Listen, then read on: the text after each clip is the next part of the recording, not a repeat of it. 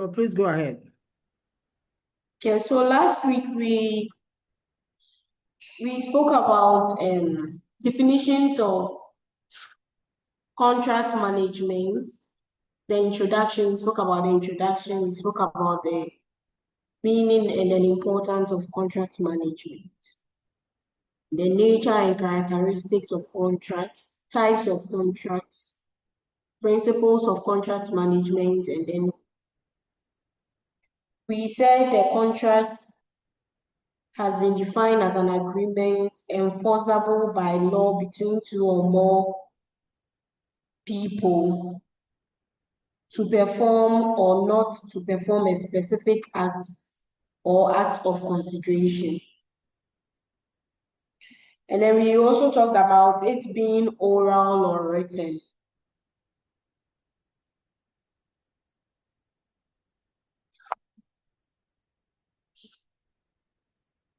And then we had some factors affecting the choice of contract type.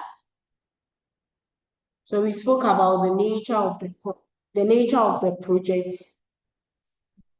And then we said the type and complexity of the projects greatly influence the contract selected.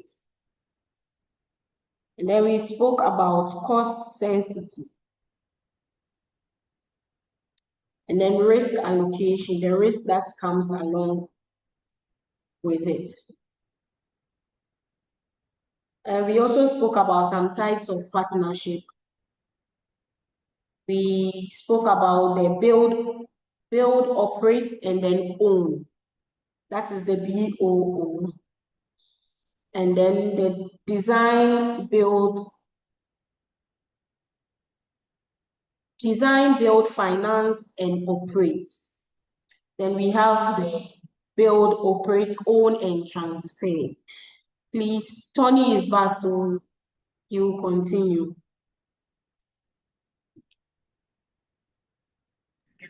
So Anthony has something to say.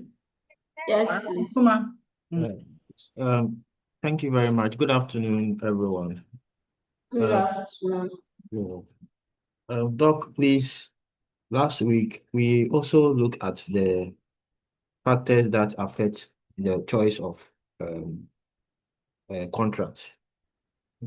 So we realized that when deciding which type of contract to use, there are several key factors that must be carefully considered. The wrong choice can lead to cost overruns, dispute, and then poor performance. So one of the factors, there are several factors, but I will only mention a few. The first is the nature and then the scope of the work or the contract. So we realize that the type of goods or services being procured heavily influence the contract choice. So a simple, well-defined supply of goods suit a fixed price contract. While complex or evolving projects may require a cost reimbursable contract. We also look at cost and budget certainty.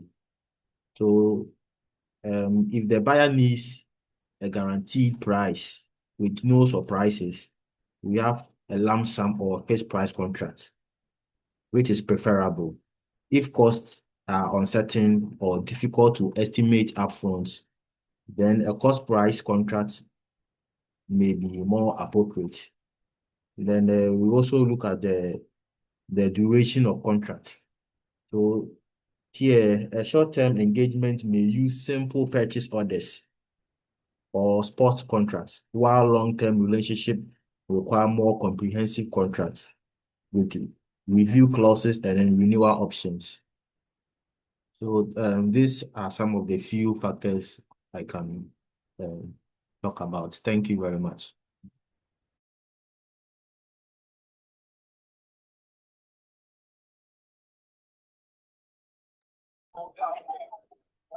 Yeah, so Gabriela, you can go ahead. Okay, Doctor. Thank you. Tony.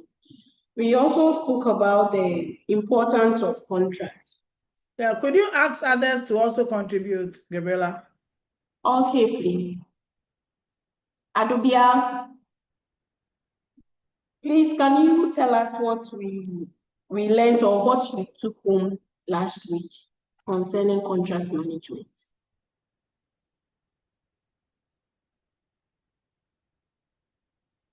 Okay.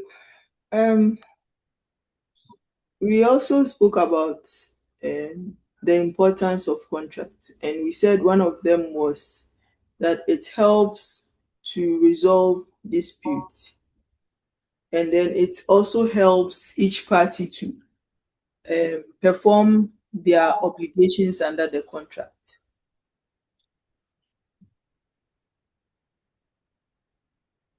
Okay, thank you. Rosita.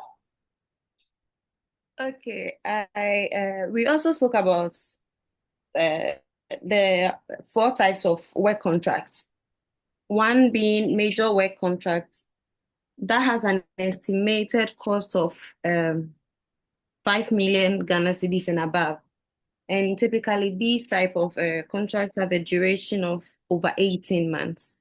And the risk in this type of contract is high. And then medium work contracts. That is also estimated to be a cost between 50,000 and 500,000 Ghana cedis. Also with a duration of 18 months, and the risk involved in this is moderate. There is a minor work contract, and this also has the estimated cost of 15,000, between 15,000 and 50,000. And this one has a duration of less than 4 months, and the risk is minimum. I don't have the other one in my notes, so I don't remember. Thank you. You're welcome. Thank you too. Rosemary.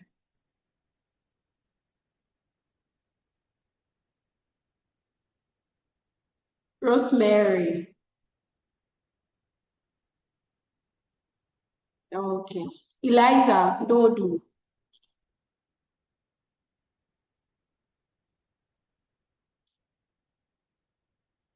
Eliza.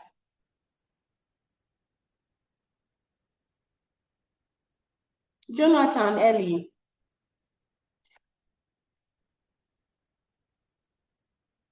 Yes, hello. Yeah, please, we are Hello. discussing what we learned last week. Can you share with us what you took home last week? Yes, I'll be talking, but I think my network is not good. So in case it's bad, you bear with me. Hello. Yeah, hello. Yeah, I said I'll be talking, but in case my network is bad, so in case it cuts, you bear with me, please. Okay, please. Yeah, we also learn about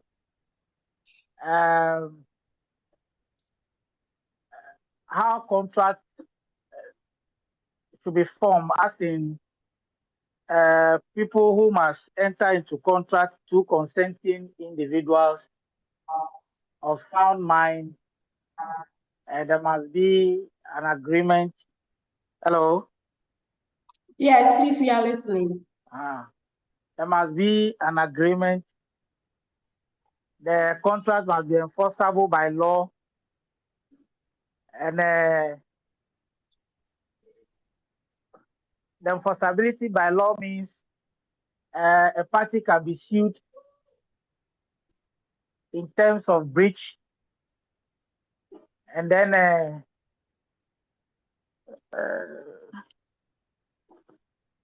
let me come back again. Okay, please. Yes, Tony.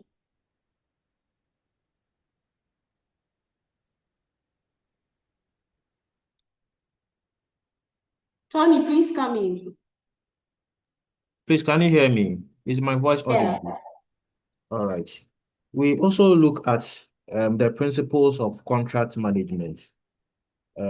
So here, effective contract management is always governed by a set of core principles that guide practices across industries and all sectors. And then one of the principle is that the principle of clear specification, that you have to specify your contract. So before a contract is entered to, a requirement must be clearly defined. Okay. For instance, when you hire a carpenter to make a furniture for you or a wardrobe for you, you let the carpenter know your specification. Okay. Uh, so you define what should entails that furniture or the cabinet that you want. Okay, so ambiguities in specification. I mean, why do we have to have clear specification? We want to avoid ambiguity. So ambiguities in specifications lead to disputes during execution. So specification should be out-based. That is what the supplier must achieve, rather than input-based. Like when I talk about input-based, how to do it. So this ensures that there is innovation while maintaining accountability. And then also there's a principle of transparency. So all contractual processes, that's the tendering, award, management, must be conducted openly and honestly. So transparency reduces corruption, builds trust, and ensures accountability, particularly in public procurement. Then we also look at contract management in procurement and supply chains. That's the role of contract management in procurement.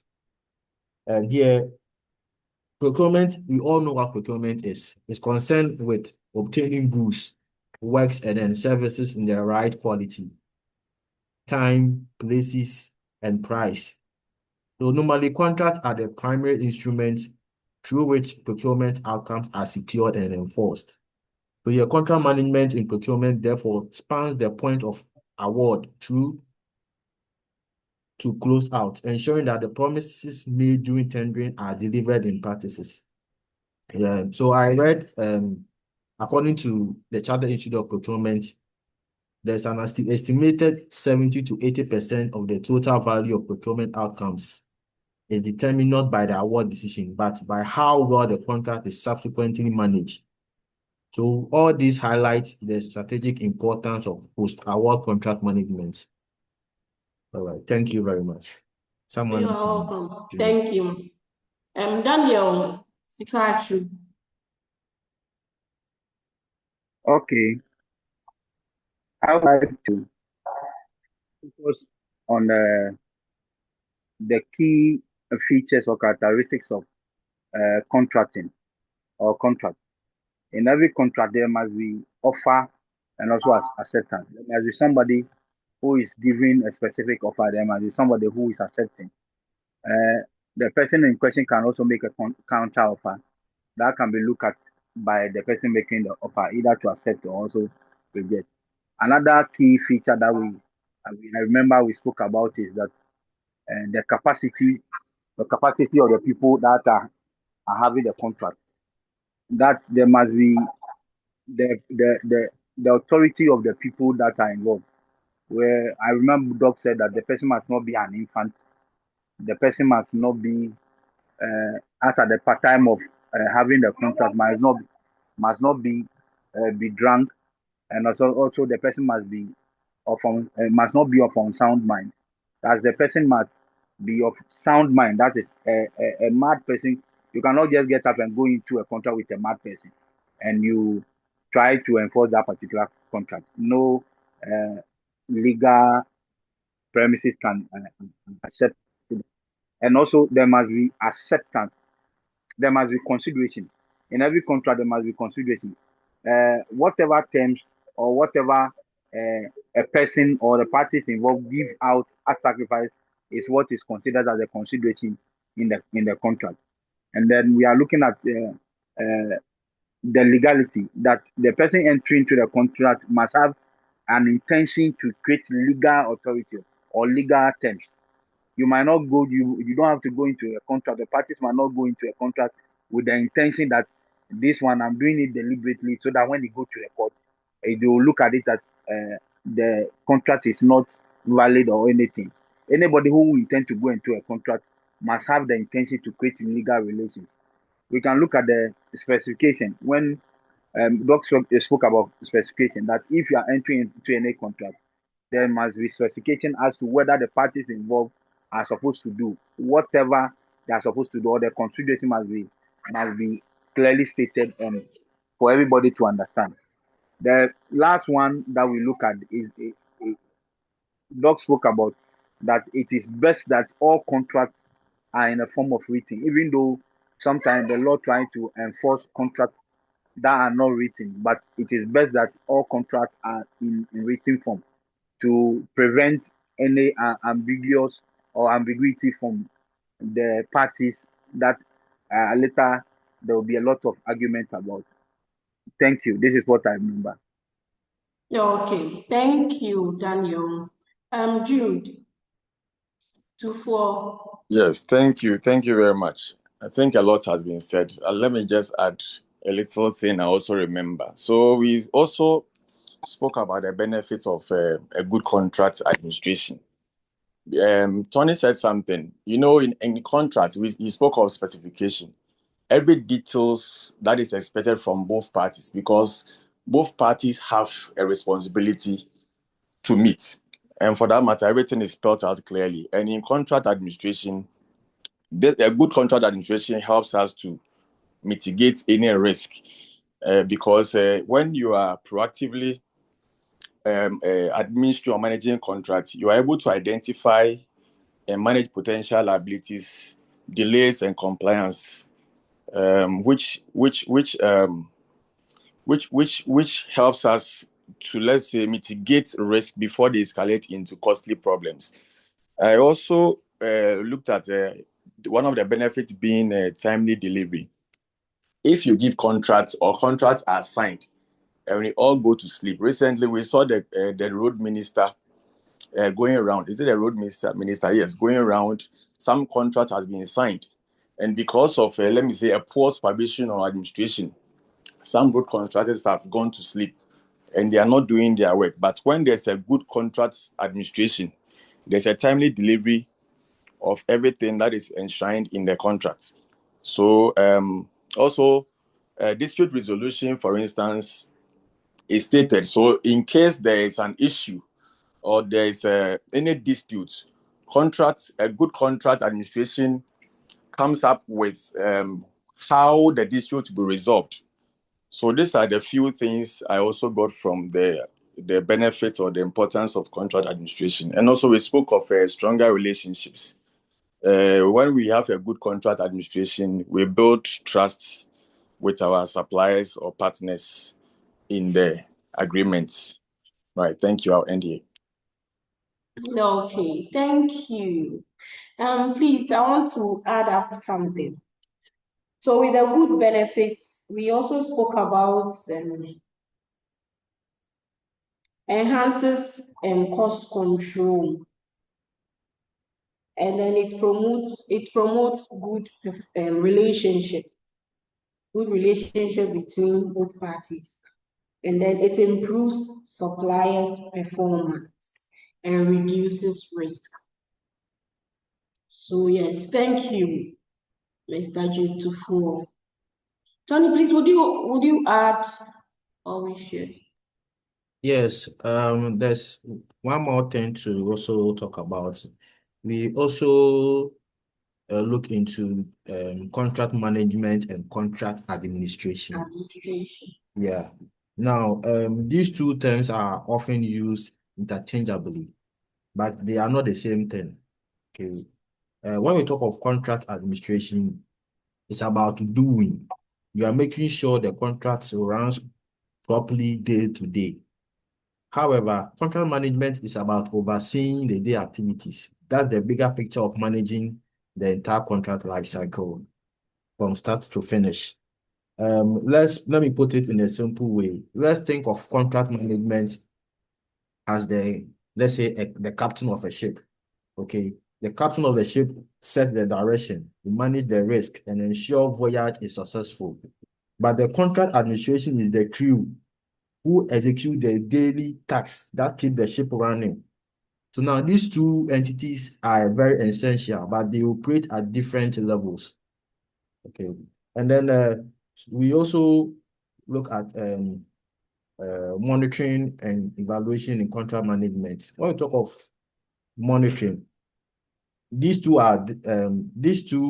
things are closely related, but monitoring is the continuous and systematic tracking of contract activities to ensure that all parties are performing their obligations as agreed in the contract. So what does monitoring involve? We look at tracking delivery schedules and deadlines. You are checking that goods and services meet quality standards. You also ensure that you review your invoices and payment against contract terms. Again, you ensure compliance with agreed terms and conditions. And then also identify early warnings, signs of poor performance or risk.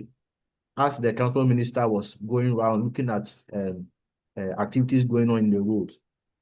And then lastly, you also keep records of all activities and communication and incidents. Now, when you look at evaluation is the periodic and structured assessment, okay, of the overall performance of the contract to determine whether it is achieving its intended objectives and delivering value. So, what does evaluation involve? You are comparing actual performance against agreed target KPIs. You are also assessing the contract. You are assessing whether the contract has delivered value for money. Okay, we talk about cost and budget. They're also reviewing the quality of output and outcomes. They also identify the success and then failures and lessons learned. Okay, we also decide whether to renew or renegotiate or terminate the contract. Or when the contractor has not done his work well, it is within your power to either terminate it or not. So you also will provide recommendations for future contracting. So these are some of the things we discussed last week. All right, thank you. Thank you too. Dog. Yes. Yeah, please. Okay, very well. Okay, thank you very much, Gabriela. Is there any final word from anybody? Sarah, what have you got to say? Dembele. Yes, Doc. Doc, I wanted initially to talk about the principles, but a lot have been said. Okay, so what is new? What is new? What do you think? What have you read that you think that we should know? Or what happens in your organization that you think that will be good for us to know? Okay, so when it comes to the contracted side, in relation to the job that I do, we often face this issue because we don't really have contract with some of our service providers, and it is actually causing a lot of issues. So mostly we will agree on something, we'll just say you just give us a pro forma or something, a price, but at the end of the job it comes back and it's either two times what he has done, what he has provided as initial cost. So it's very important that we have something that is official, that is being signed and agreed before we carry on with any job or we award contract. So the procurement, my department actually is working towards that, and this is something that I think I'm really learning, having a lot of information, and it's also guiding me. Very well. That's a good one. Yeah, Daniel. Yes, sir. Say, one thing that I'm realizing from what we have started is that managing a contract after the original contract has been signed is as equally important as the contract being signed. But there are a lot of time people sign contracts and then go and sleep. But I've just realized that managing the contract in the process of the execution itself is as equally very important. Because there are a lot of times, if you look at it, that is when you see people not going according to the contract, not doing exactly what the contract terms saying. So if you don't manage the contract and be on point and always looking out for the deviations, at the end you might finish the contract and there will be a lot of challenges. So this is one particular thing that I have learned, that as important as the contract signing, the management of the contract in the process of execution is also very important. Thank you. Yeah, okay, great. If you remember, I mentioned that I think one of you mentioned about what the roads minister is doing. And I think that I remember mentioning that, he uses figures. He normally will ask, what percentage has this contractor worked? You realize that if he said, okay, 40%, 50, all these figures are play a very key role in assessing how far or how well managed a contract is. Because you have 100% and at every point in time, you're expected to cover a particular milestone. And so when you have the one superintendent indicating, the extent of work with figures, it indeed adds a lot of weight to his managerial skill or style. And so that's indeed a further expose I wanted to put across. Yes, someone raised their hand. Your hand was up. What's his name? Oh, you're fine. Okay.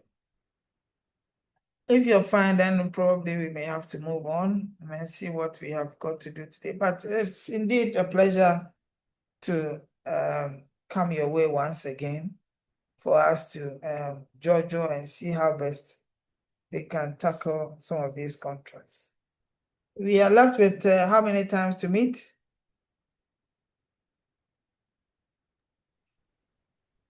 Doc, please, we have 3 weeks more. Okay.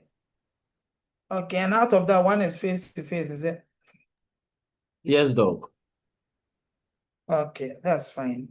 I think last week I was expecting that I received the full complement of your class, so I could send you the groupings. I did not hear from you. And Doc, so I'm wondering how the assignment has been carried out. Doc, Yeah. please, I'll do that right away. Okay, so when you do that, it means that next week all groups will have to work on the assignment and then come and present as I indicated. Okay, so we can indeed have a wonderful discussion on that. I'm looking forward to that, to be part of the things that we will do. Okay. All right, so let me see.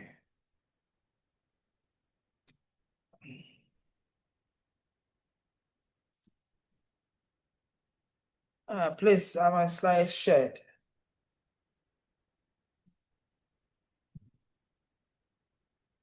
Is it shared? Yes, Doc. Please. Yes, Doc. Fine. I'm not sure I heard anybody talking about any of these types of contracts like BOT and co. Documents I did. Okay, you did.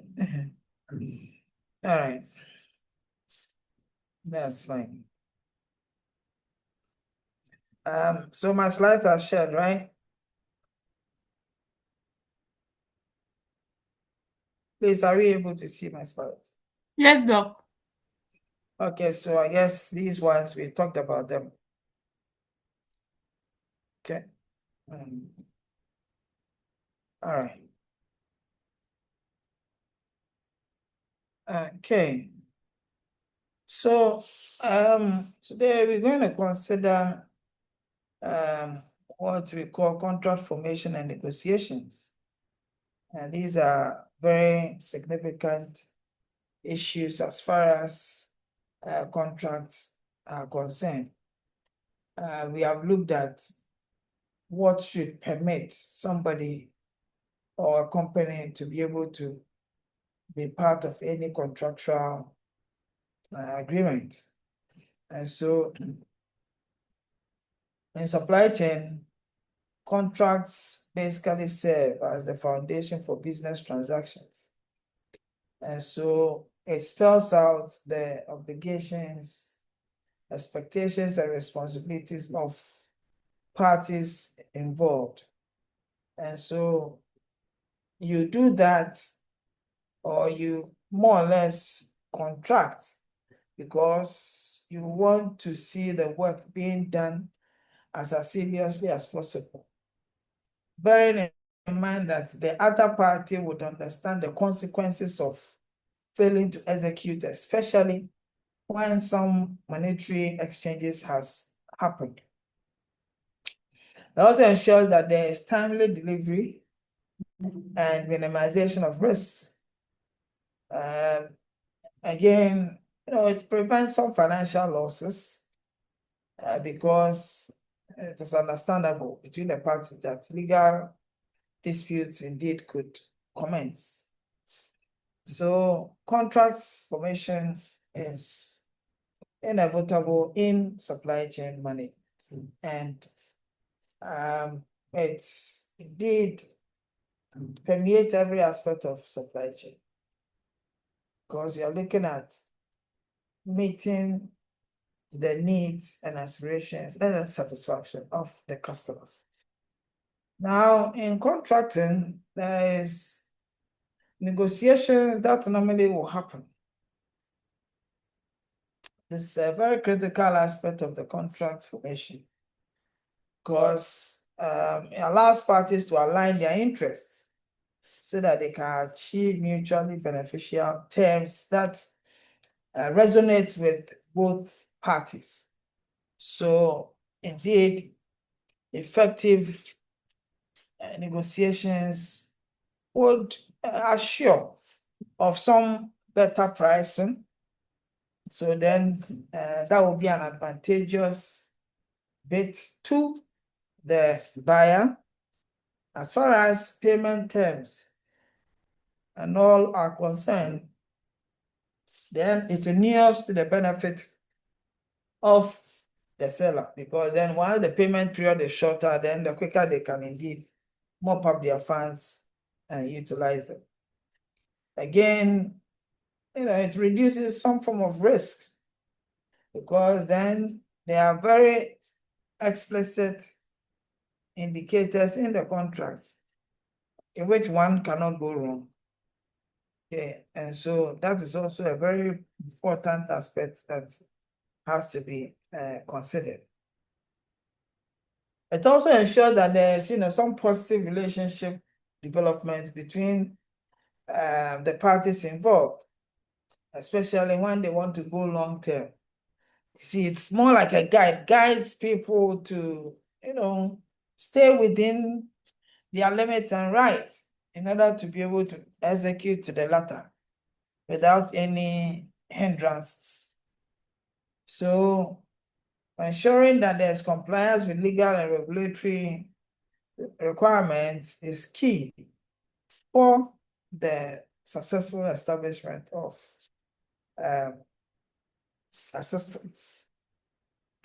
So a successful negotiation process would have to be hinged on adequate preparation, okay, understanding of what the contract is all about, and then the skills in managing communications so as to be able to balance efficiency and quality.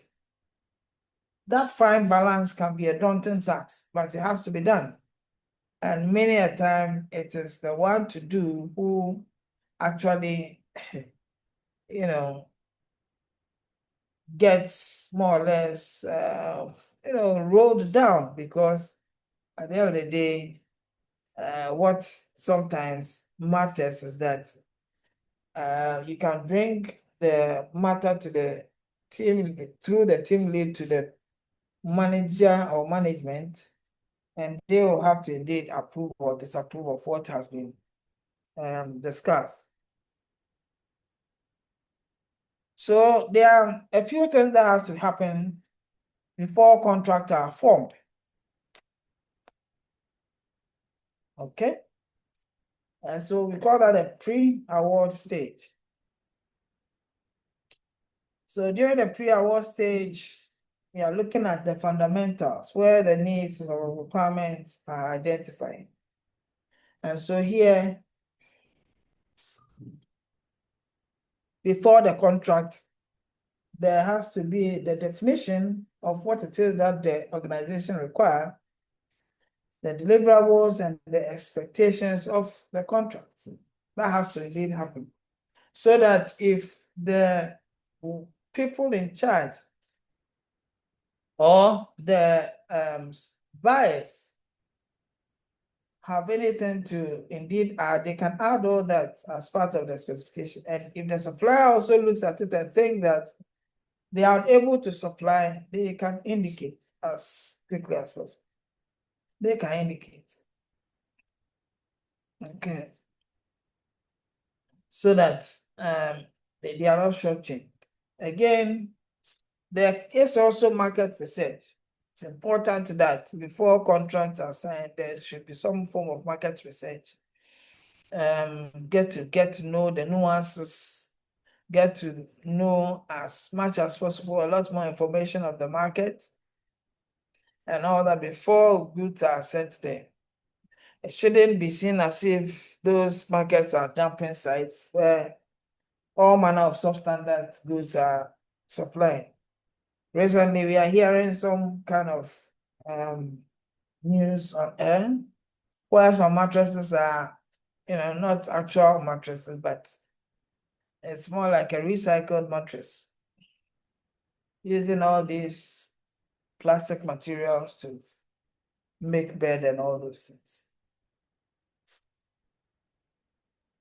So indeed, before the award, all these things are discussed and all that. Okay, to make sure that the right source is the one who is making the supplies. Now, at the award stage, you are looking at which supplier is the most suitable for the job. And so all the parameters are considered. All the parameters are considered. And by that, I mean, if a particular organization wants to go by its own dictates, that is fine, but not for a public-oriented organization. Because with that, there are responsibilities. There are key responsibilities. Okay. And so that bit has to be, more or less looked at. So as far as the award stage is concerned, there's evaluation of bid, there's selection of suppliers, and then there's finalizing terms and conditions. So, and if trying to evaluate the bid, normally these proposals are based on indeed cost, quality, capability, compliance with regulatory standards, etc. Now, you have what we call an entity tender committee being formed in various organizations, especially when it is public sector related. Okay, there's an entity tender committee which sits down and looks at it, and then would give their recommendations based on what we call a bid conference. So normally a bid conference happens. So right at the conference, you can know whether you are out of touch or otherwise. Okay, and so that's indeed forms a significant basis of why a particular organization is indeed better than others. So, second aspect is to be able to secure supplies. Okay, so amongst those who have separated, okay, amongst those who have indeed been part of a whole smaller system, it is prudent that the vendor that best meets the contract requirement is the one who is picked. Okay, so indeed, having picked that and shown $1,000. Okay, so you realize that in the final bid, once there's been a selection done based specifically on value for money, and there are no issues of more or less conflict of interest, collusion, and all those things, then of course you can reach the final terms. Now in the final terms, you're looking at finalizing the contractual details, including the pricing, delivery timelines, and performance. This is solely on the shoulders of the procurement and contracting team. In some jurisdictions, there are different names that they give it.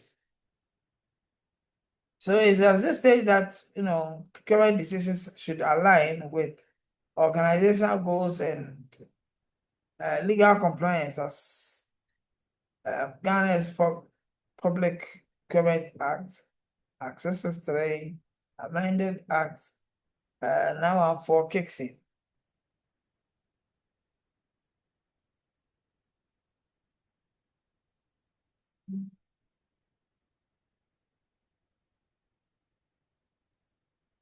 Now, during the post-award,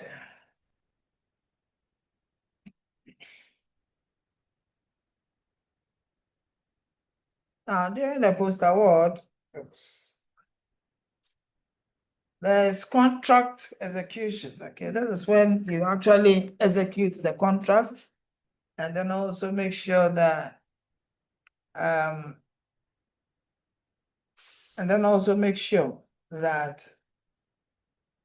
the various activities during execution are checked and checked very well, so that you don't have any duplications at all. All right. So as far as the contract execution is concerned, the agreed terms in the contract is what is considered. What is in the contract that you signed against? And so that is what you are going to be monitored upon. Yeah. All right. So the agreed terms, including the resource allocation and supply engagement, etc., all of them are adequately considered in the quest to ensure that the best is actually gotten.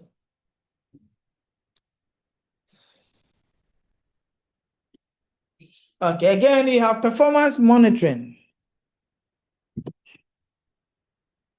Performance monitoring. It's important that performances by each of the contractors or this particular contractor is considered, because if you do not check the performance, you wouldn't know which level they have reached, just as we have been talking about. Okay, and again, you wouldn't even know how to amend any area if that has not been communicated.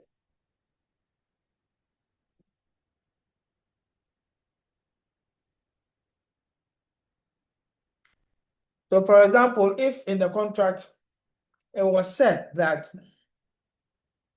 if the exchange rate skyrockets, then of course there will be renegotiation on the exchange on the pricing formula. or a particular pricing formula will kick in. So if the exchange rate, goes beyond a particular, more or less a particular threshold, then what the other party indicator kicks in, and that indeed happens. So effective post-award management ensures that the contract delivers the expected results, so that the final consumer is also very, very excited. Okay. So these are a few things that you need to do as far as the contract management and its practices and all are concerned. So there are a few takeaways. Okay. We have the pre-award stage. Okay, what is some about? Okay, so it indeed clearly defines and conducts market research in order to prevent contract failures and to understand exactly what market there are. It's very important that a pre-market survey is done. Okay. Again, we have the award stage focusing on selection and negotiation, which is also very, very important. And then we have the post stage, which ensures performance and compliance. Okay, that's also a significant step. And then we have legal and regulatory compliance, where the procurement laws are strictly adhered to ensure that the principles of procurement works. So here we are talking about what, Elizabeth? Okay. Where you know that you adhere to procurement laws as far as transparency, accountability, contract formation, and all that are concerned. All right, so there is indeed pre-award stage encounter. There is during the award, definitely you would have to be more or less, one has to be met, and then we have the post-award stage where one has to be concerned about the regulatory compliance in order to be able to keep the machinery going in the foreseeable future.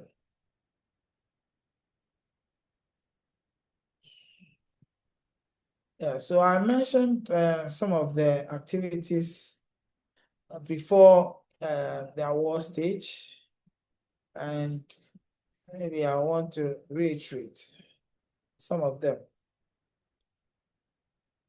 Like identify business needs. What is it on their need? You look at the scope, okay? What are the deliverables? What are the timelines, quantities, etc., that are supposed to be looked at? What are the risks, assessments being done? Okay. And then,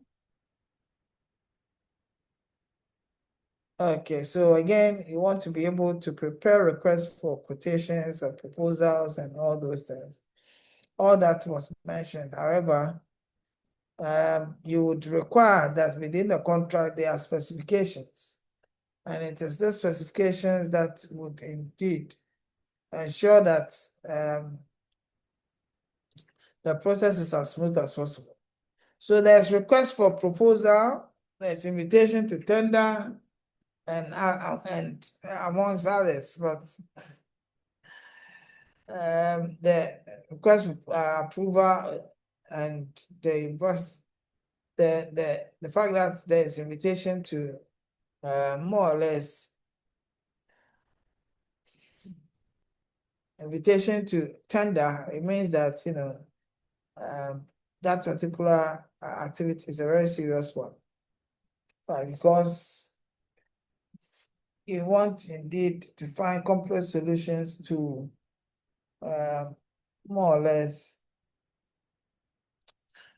you want to do that to ensure that the whole contract is positioned such that one can, as a matter of agency, be able to attain certain heights within the organization. Because sometimes people's promotions and all are hinged on how best they are able to utilize their time, how best they're able to more or less stand out during and after production.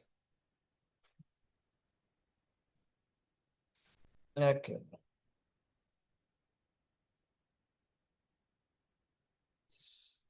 All right. So here you realize that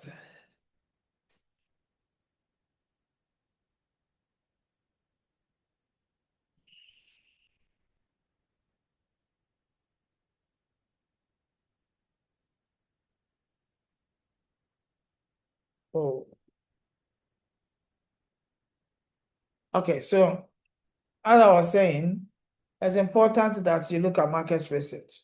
There's also pre-bid conference, and then you look at whether the suppliers are qualified or not, and that can indeed be an eye-opener. So engaging potential suppliers becomes very, very important to understand the market, to see new trends, and then to look at more or less, to look at the fact that if the suppliers have the requisite products, then all other products which may not really mean meaning to us right now may have to be, more or less put aside. Okay, so that those, procurements which has to be enforced is also considerably looked at. So these are some of the pre, during, and post award activities that can indeed happen.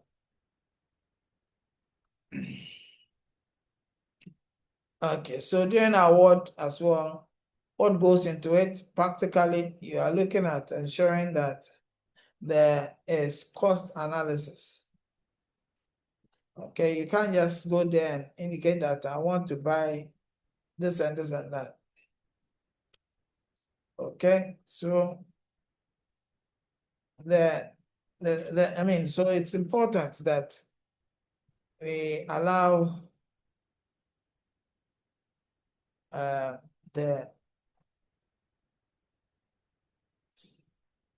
one who is indeed replacing the entity tender committee chair can take up that position, no problems. Okay. But you see, in all this, it means that if you have more or less a relative in there and all that, it may not be good.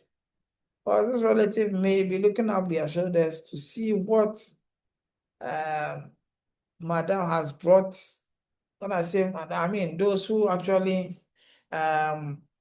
manage some of these. Many a time you have ladies leading some of these contracting procedures because they are tough. So only when they lead, then the requirements are quite stringent, and they make sure that all go by the rules of engagement. So if it is market research, if it is pre-bid conference, the supplier briefings happen so that there's clarity brought to the requirements and other expectations. Even at this point, the pre-bid conferences at that point, it means that so all the tender documents will have to be submitted and all that. And during the bid conference, it's opened. Then you even know whether you should even be part of the whole process again or not, because then you would have exhausted, what all that there is to be able to, be part of that particular engagement. During the award stage, there's cost analysis, there's quality assurance, regulatory compliance, risk management. So for example, if you're looking at, let's see.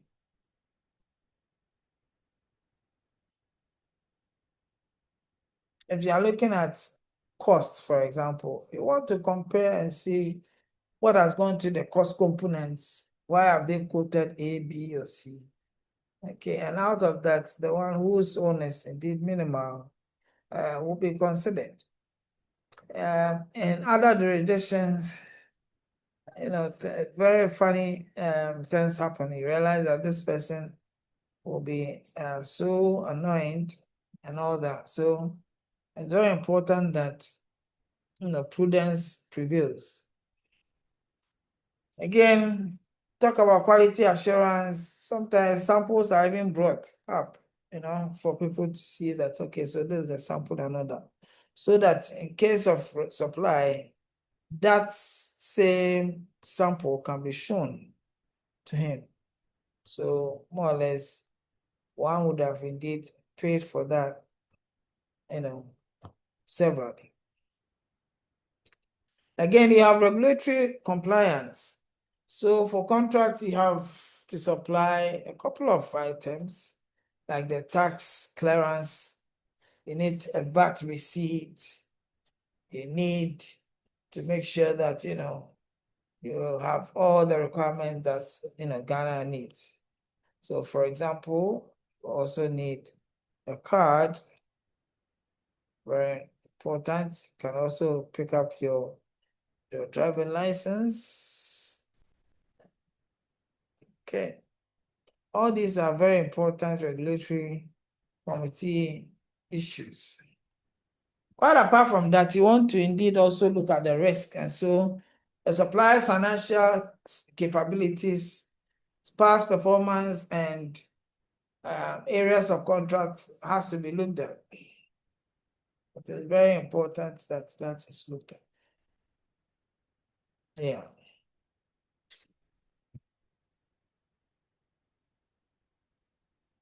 So you draft the contract and then you provide some legal opinions in that way. So more or less defining key terms and contributions also ensure that there's clarity in some of the things that were said. Okay, so there's risk allocation, there's legal compliance check, there's dispute resolution mechanisms. All these are to make sure that everyone aligns. Okay, approval and contract management or contract signing. So before a contract becomes indeed a legally binding organization,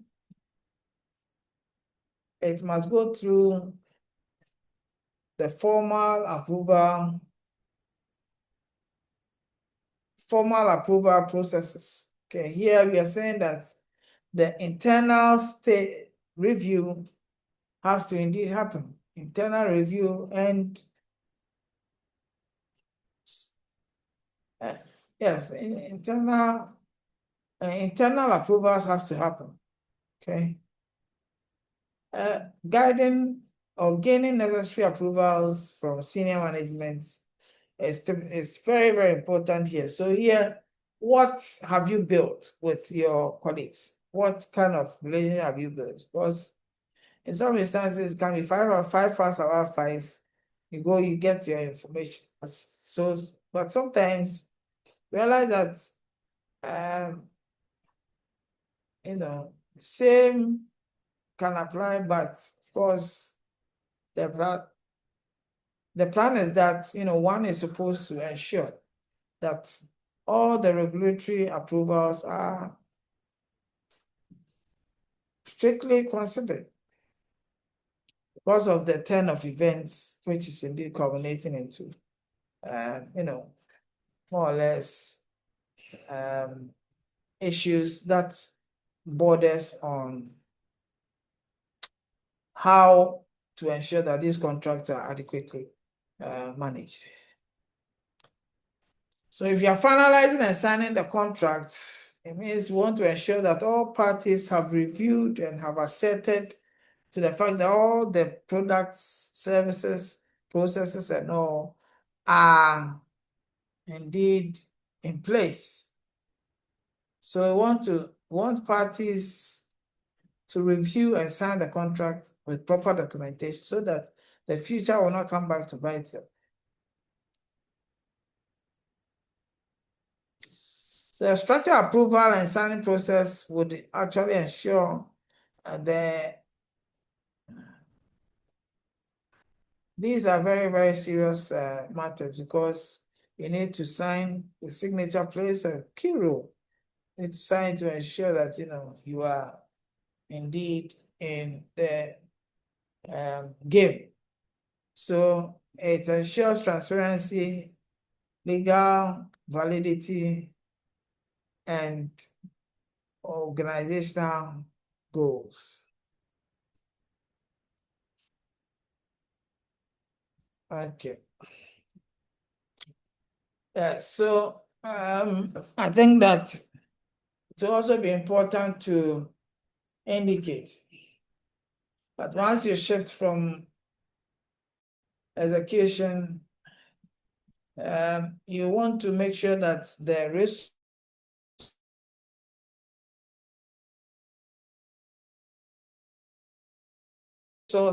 allocation is on point. Okay, I get it. So when all that is on point, it means that we can look at it from the resource allocation point of view. Okay, resource allocation. Who receives what? Everybody is supposed to receive equal. Okay, all that is indeed achieved equally. That's great. So there's indeed supplier onboarding. They have to introduce, the supplier have to be introduced to the various internal processes, expectation and communication protocols so that they know when to send what to and when to send what and by whom. Okay, those are very, very important areas that has to be watched. We have project milestone and deliverables. Because within the whole contract, timelines have to be inserted against certain activities. Okay, so that there's clear performance expectations in that way. Communication management is key. We need to know what is it to communicate to who in particular and at what time. That's also very, very important. Okay, so effective contract implementation ensures that suppliers hold their efforts. And that is indeed very, very critical. Any questions so far? I hope I can be heard though. Yes, sir, you can be heard. Okay.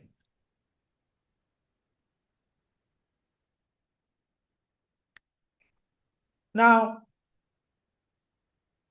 I've mentioned that no contract goes just as it was signed. Definitely there will be one or two hitches here and there.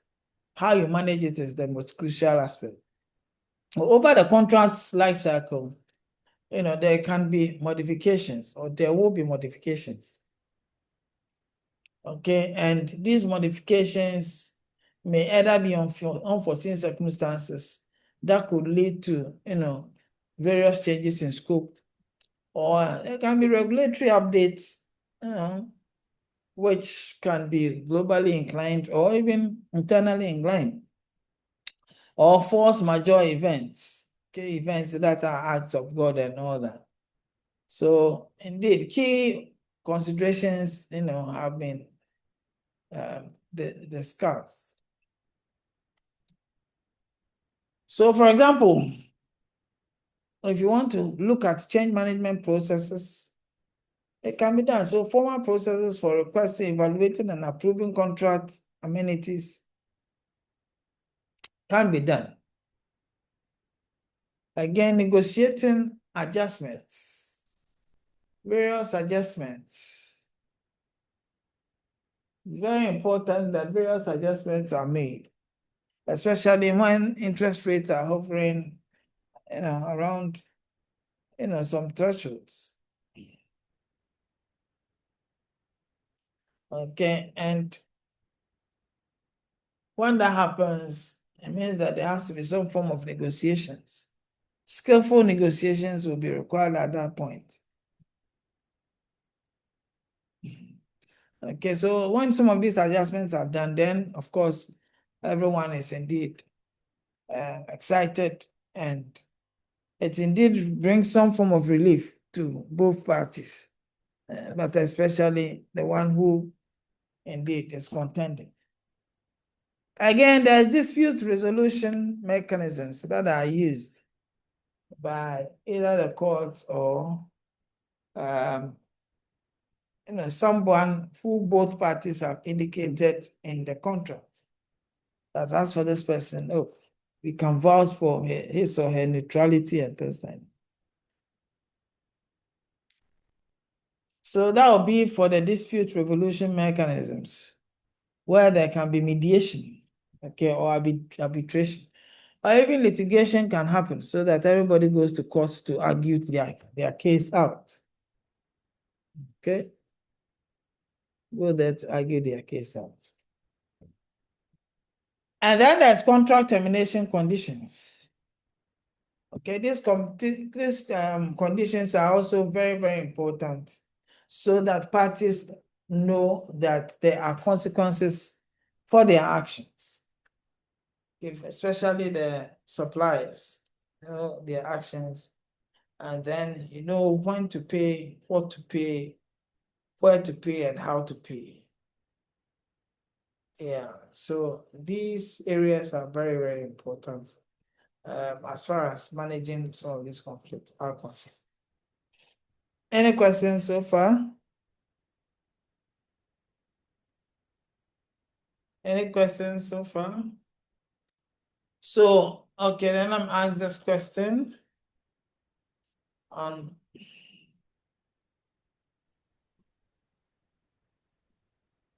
okay, so let's say post-award. Okay, so the awards is done, and someone is indeed supposed to fill in the space. And probably you are the only one on duty who is supposed to also be a gatekeeper or any of these ones. And so if you are confronted with the fact that post-contract, even though the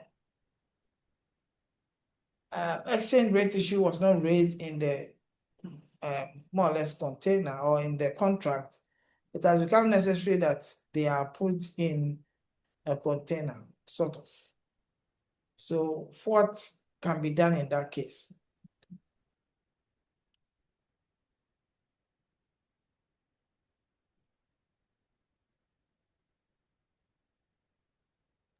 Doc, please, can you repeat the question, please? Well, I'm only saying that, a major, more or less, catastrophe happens after a contract. So during the contract administration, an issue occurs and the man packs out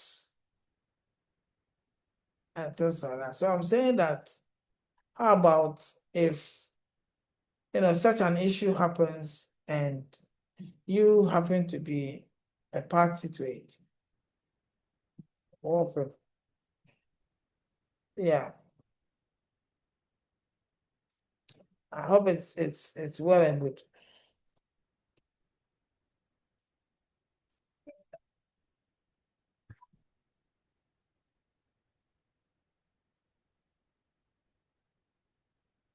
I hope it's all well and good.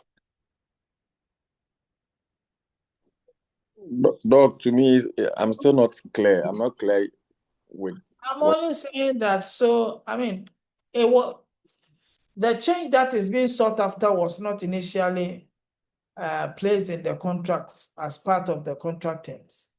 And now it has happened. If you were a supplier, what would you do? Or if you were the buyer, what would you do?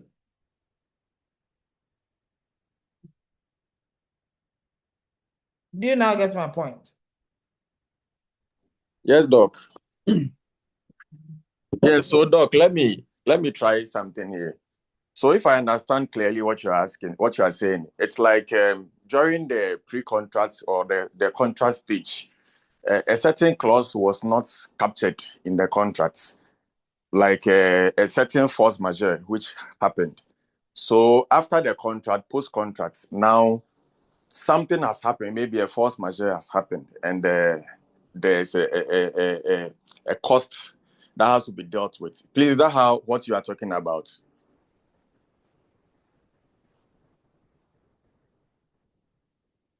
Hello, Doc.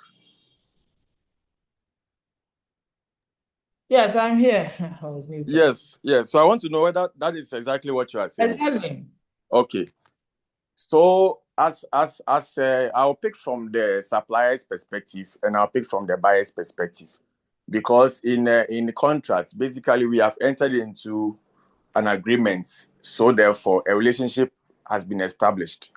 We try to concede or help each other to get everything executed. As a supplier, well, I will first share a risk by ensuring my goods on seas or any other thing, because in the public sector, for instance, if I sign a contract for you and you are to deliver something to me, my job is to expect you to deliver. If anything untoward happens at the expense of you, the supplier, it is up to the supplier to deal with it. It's not me, the buyer. But in the side of the supplier, they are supposed to insure their goods or whatever they are supposed to do, so that if such an unforeseen event occurs, the risk can be mitigated. Exactly. So that's what I have to say for this. Okay, that's fine. Yes, any other assertion? Yeah, Becky. Good afternoon, sir. Doc, I'm also thinking that in this instance, the agreement needs to be amended. You need to both parties need to sit down and amend the contract. If before the contract was signed, it wasn't included, and now it needs to be considered because it's becoming a challenge, then both parties should sit down and come into an agreement that because of this reason, this clause needs to be added to the contract, then they can continue with the work. That's what I think.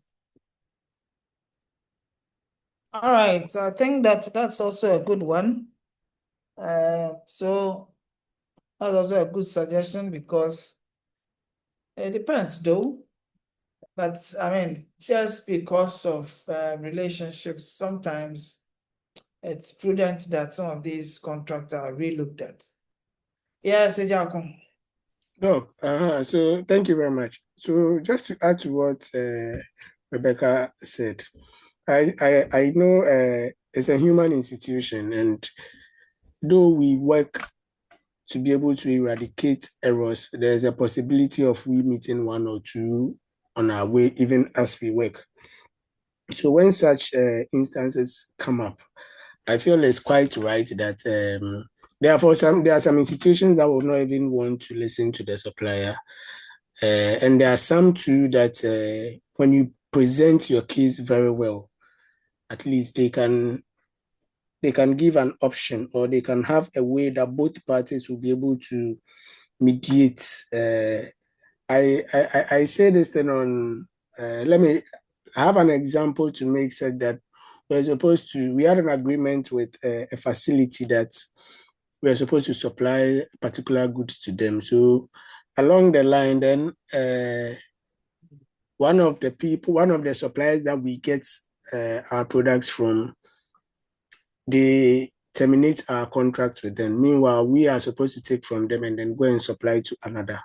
So when it happened this way, we quickly noticed the one that we are supposed to supply to that, oh, this is what has happened. And as at then, we had some stock around that we are supposed to let go before their termination will come to play finally. So we quickly met with the people that we are supposed to supply to, and we explained to them that, oh, this is the challenge right now. So we would love it that at least they try and then they buy off what we have before the contract even comes to an end. And to be honest, both parties, they saw the need for that.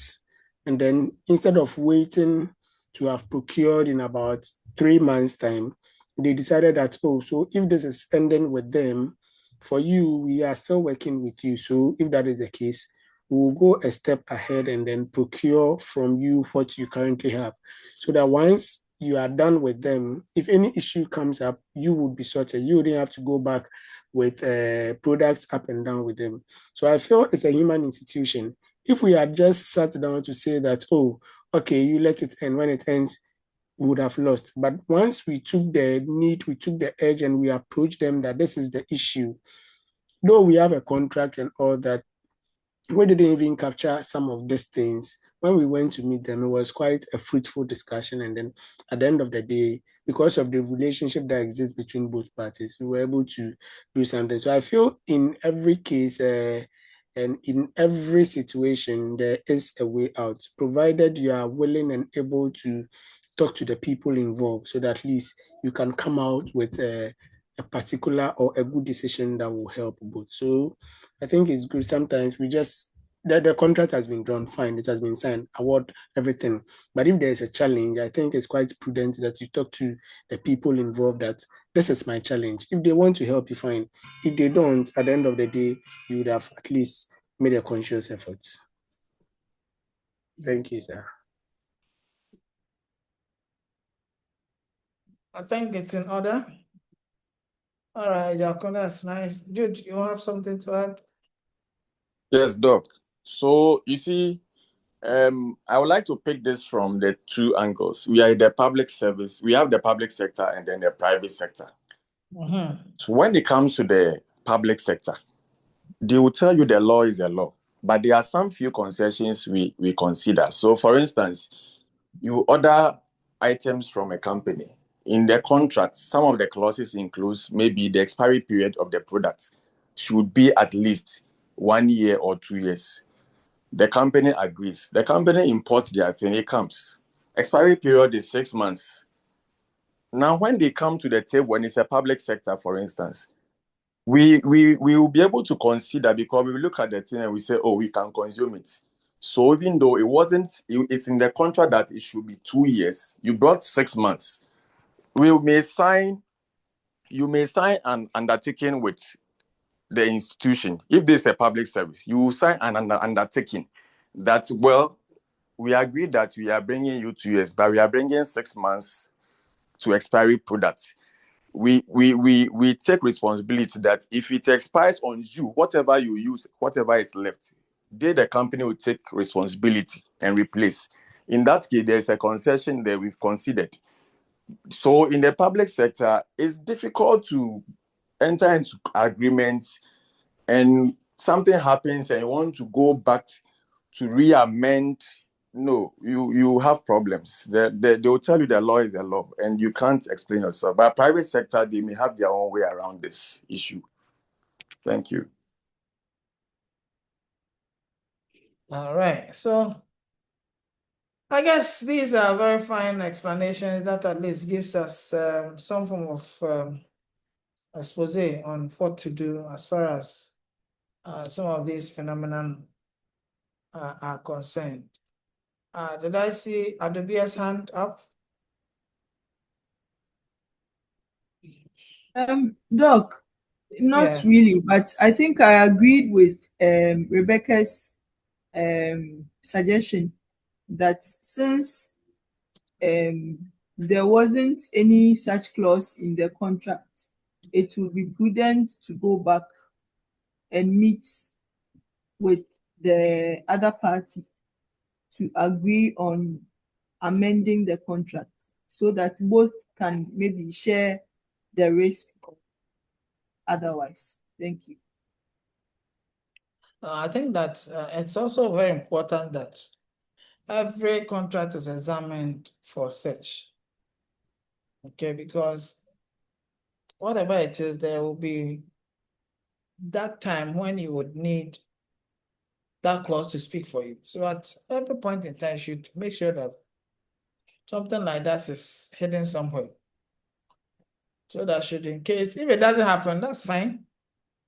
But sometimes when some of these things happen, that's where you see the real colors of some companies and how they navigate around the law.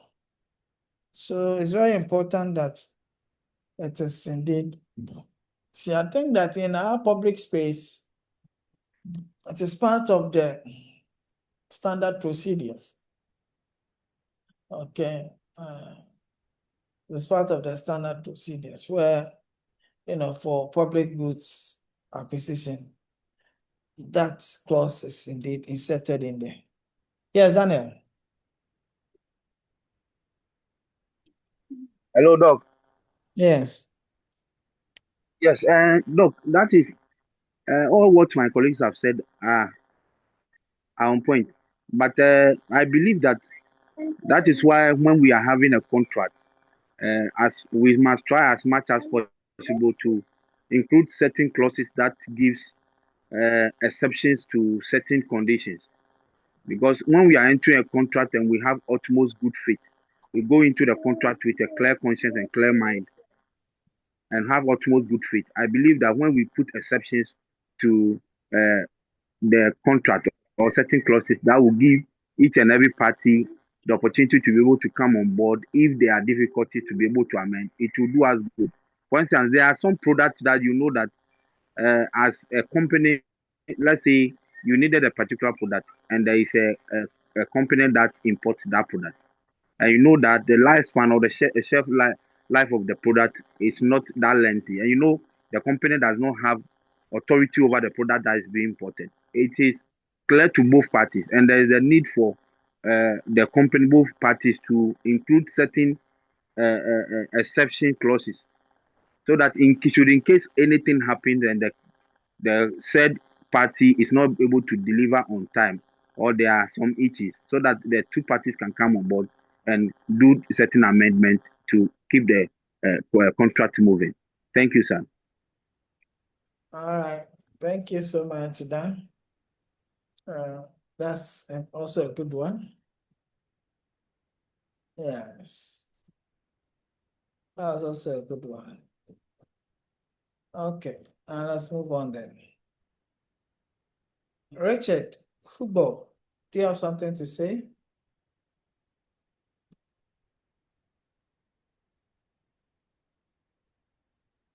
Richard. Doc, yeah, I think my colleagues have said everything. How can they say everything?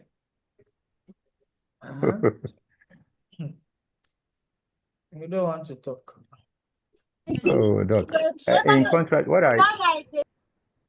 Hey. Where is this? Jude, is that you? No, please. Come again? No, I wasn't the one. Actually, I wanted to ask a question. Okay. All right, so you ask your question, Richard will answer. Oh, okay, that's fine. Doc, please, what we discussing in the process whereby the project is already ongoing, you've already signed the contract and the project is already ongoing, and you realize that you're supposed to make certain amendments. I want to find out, when it happens that way, do we stop the project, come back to amend the contract before we continue, or the project can still keep on going? For instance, when I'm constructing a road and you realize that there are certain places you're supposed to indicate or introduce more bridges instead of the maybe small bridges that you indicated previously in your contract, and you realize that the place is supposed to have a larger bridge. In this case, are we supposed to stop the project, come back to the drawing board, do the necessary amendments, and then go back and continue, or you can still continue whilst doing the amendment? Thank you. Okay, so in this particular instance, I dare say that it will there are some dependencies. Okay, it will depend on a few things. Okay, one is that it would indeed depend on the kind of maybe parties that are involved. Okay, we have understanding parties who are looking out for the best for the project. I'm not sure this should indeed be an issue of contention at all. Why? Because the buyer should be monitoring. So, for example, as you see this road minister going around, if there comes across, or if the engineer comes across a particular area which may require a bridge, or the anticipated bridge was supposed to be 2 centimeters. Now, looking at the bridge, it will not really help the community when there is indeed an influx of water or something like that. Once the buyer is on the ground always, that can really be spotted and discussed. Okay, so engineers from both parties can sit together and then discuss and then come up with a solution that can stand the test of time, will be acceptable by all, because then you realize that that particular decision was taken by both parties. And so, bringing that clause back into the fray may not be a difficult one. But of course, if the supposed change is going to throw the entire budget of the supplier into disarray, then I believe that the supplier will have to wait, okay, until there is adequate closure on the matter before they go back. Are you with me? Yes, sir. Are you with me? Are you with me? Yes, Doc. Okay. Yeah. So that's what I have to say about such such a mishap in the whole contract administration procedures. Can I move on? Okay. And also, I'm saying that there has to be contract termination guidelines. It has to be in there. Some contractors can be something else. It has to be in there. Okay, so that these conditions would actually more or less push various contractors to act professionally, ethically, and then ensure that they close up on time. The right time is when they close up. Okay. So indeed, there are some best practices for contract negotiations in Ghana.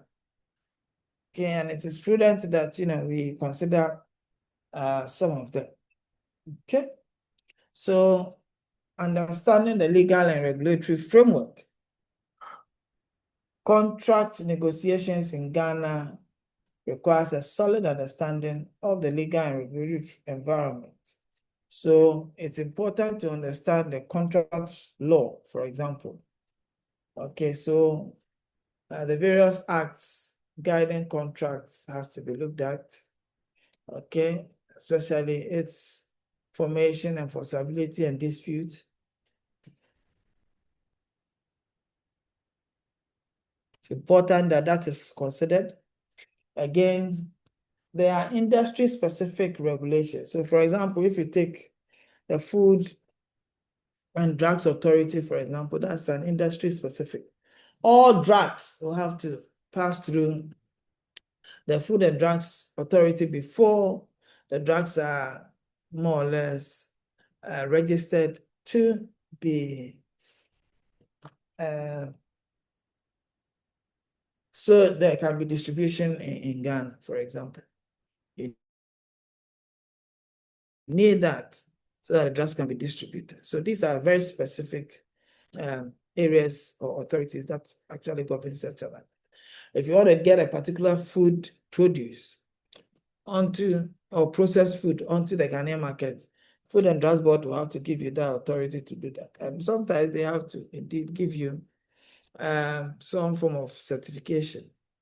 Okay, and that certification will have some numbers which are embossed on a bottled whatever drink or whatever, such that when it's on the market, there will be no fears.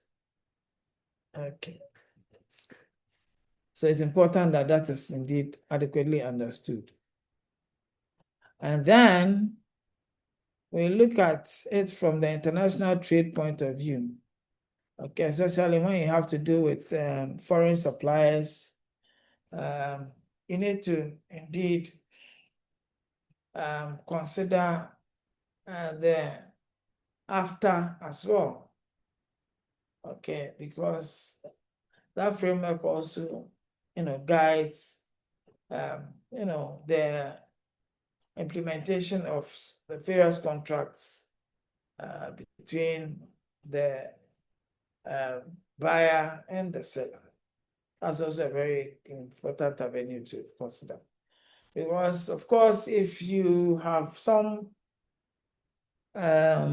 processed materials or goods right here in Ghana, and it has to be taken to a particular country so that the home country can earn some kind of remunerations. Why not?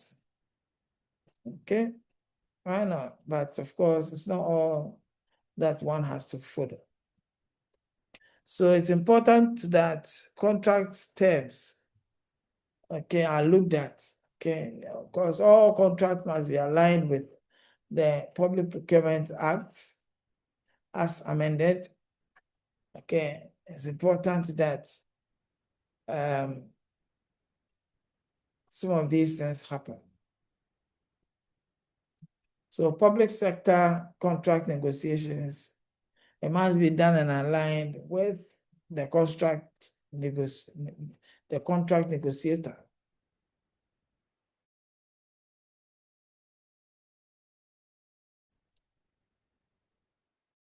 So that indeed there can be money seen. Okay. Another thing to consider is about the procurement methods. It's important that you understand the various methods that can be used when and how. Very important. You need to be able to ensure that that happens. Okay. Because you see, every product, it's not every product that you need to indeed use a particular method. Some methods can be used for other,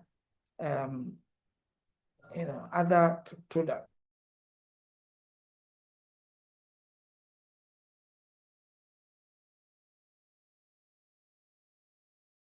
Before the use of a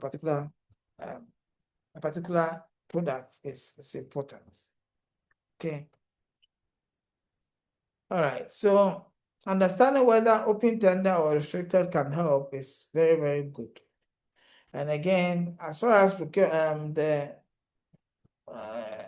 evaluation criteria, okay, ensures that the negotiated terms meet financial, technical, and ethical standards set by the Public Procurement Authority, then, well, this is indeed the news.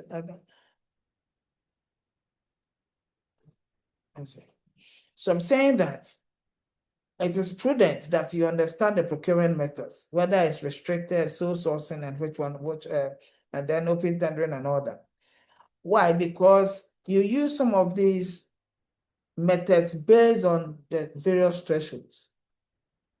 Okay, having looked at the various thresholds, it may also depend on the kinds of goods that you're talking about.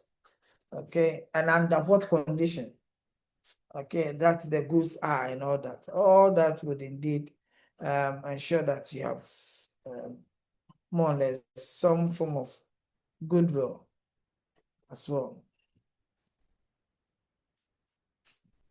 Again, the compliance requirements indicate that contracts should include anti-corruption clauses. Okay, that's also a very good point. Due diligence will have to, be seen. Okay, so if you want others to be seen that indeed these are ongoing within the Turkish shop or other areas, it could be within the ministries or within the private sector. Point is that there has to be some form of compliance. Okay, and if there are anti-corruption clauses in there, that's even more important so that all and sundry will be on the same page. Okay, so aligning contract terms with procurement regulations actually assists in avoiding several of these disputes and also ensure there's proper accountability.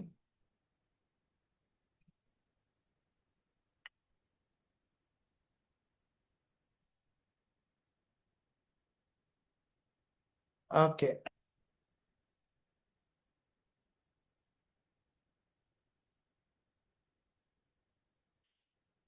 So again, building strong supply relationships has even become much more crucial in today's very competitive business environment.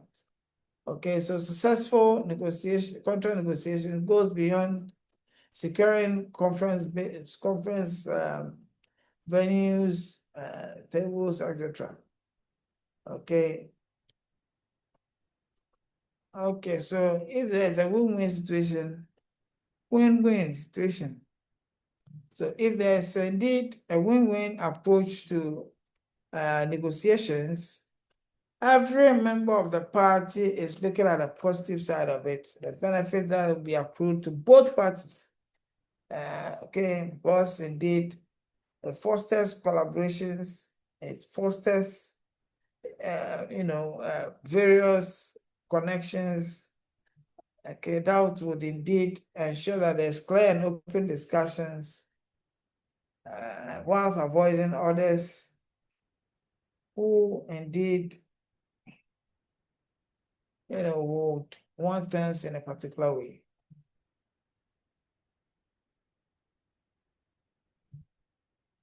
All right. So another thing too is that we look at transparent communication.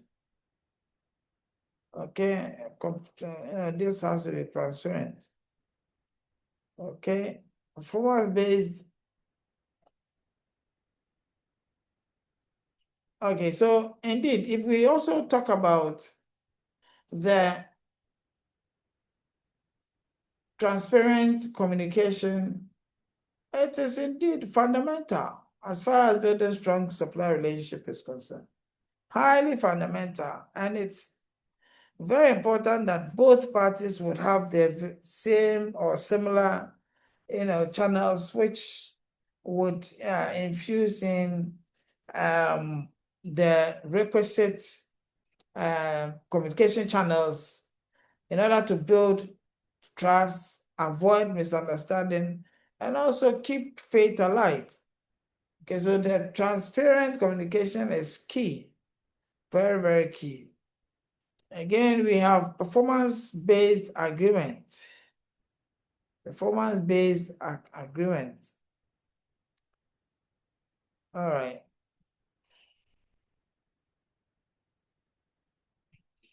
Okay. So again, we want to also consider the PBA, which is the performance-based agreement. Okay, so all the KPIs in the contract has to be followed. Okay, and so there has to be a system which indeed guides this. so that at every point in time, somebody is taking what has to be done, did, or within the particular period.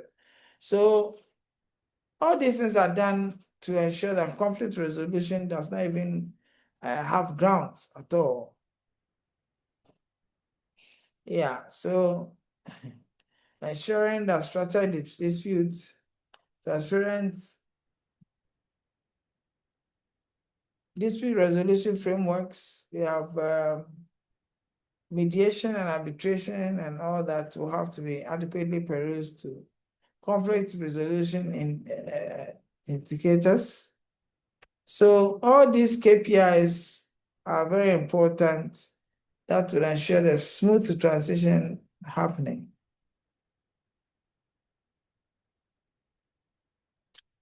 It is also important to note that supply relationship, ensure that there's what? Service quality. Service quality. Very, very important. Yes, service quality. So there's another area of thought which one of our colleagues actually has raised in recent time. Okay. I think that when we talk about the win-win approach, what are we talking about? And then when we talk about the win-lose approach to, what are we more or less talking about? So let's all look at the win-win approach, where we want to ensure that there is more mutual benefit to both parties. Very important.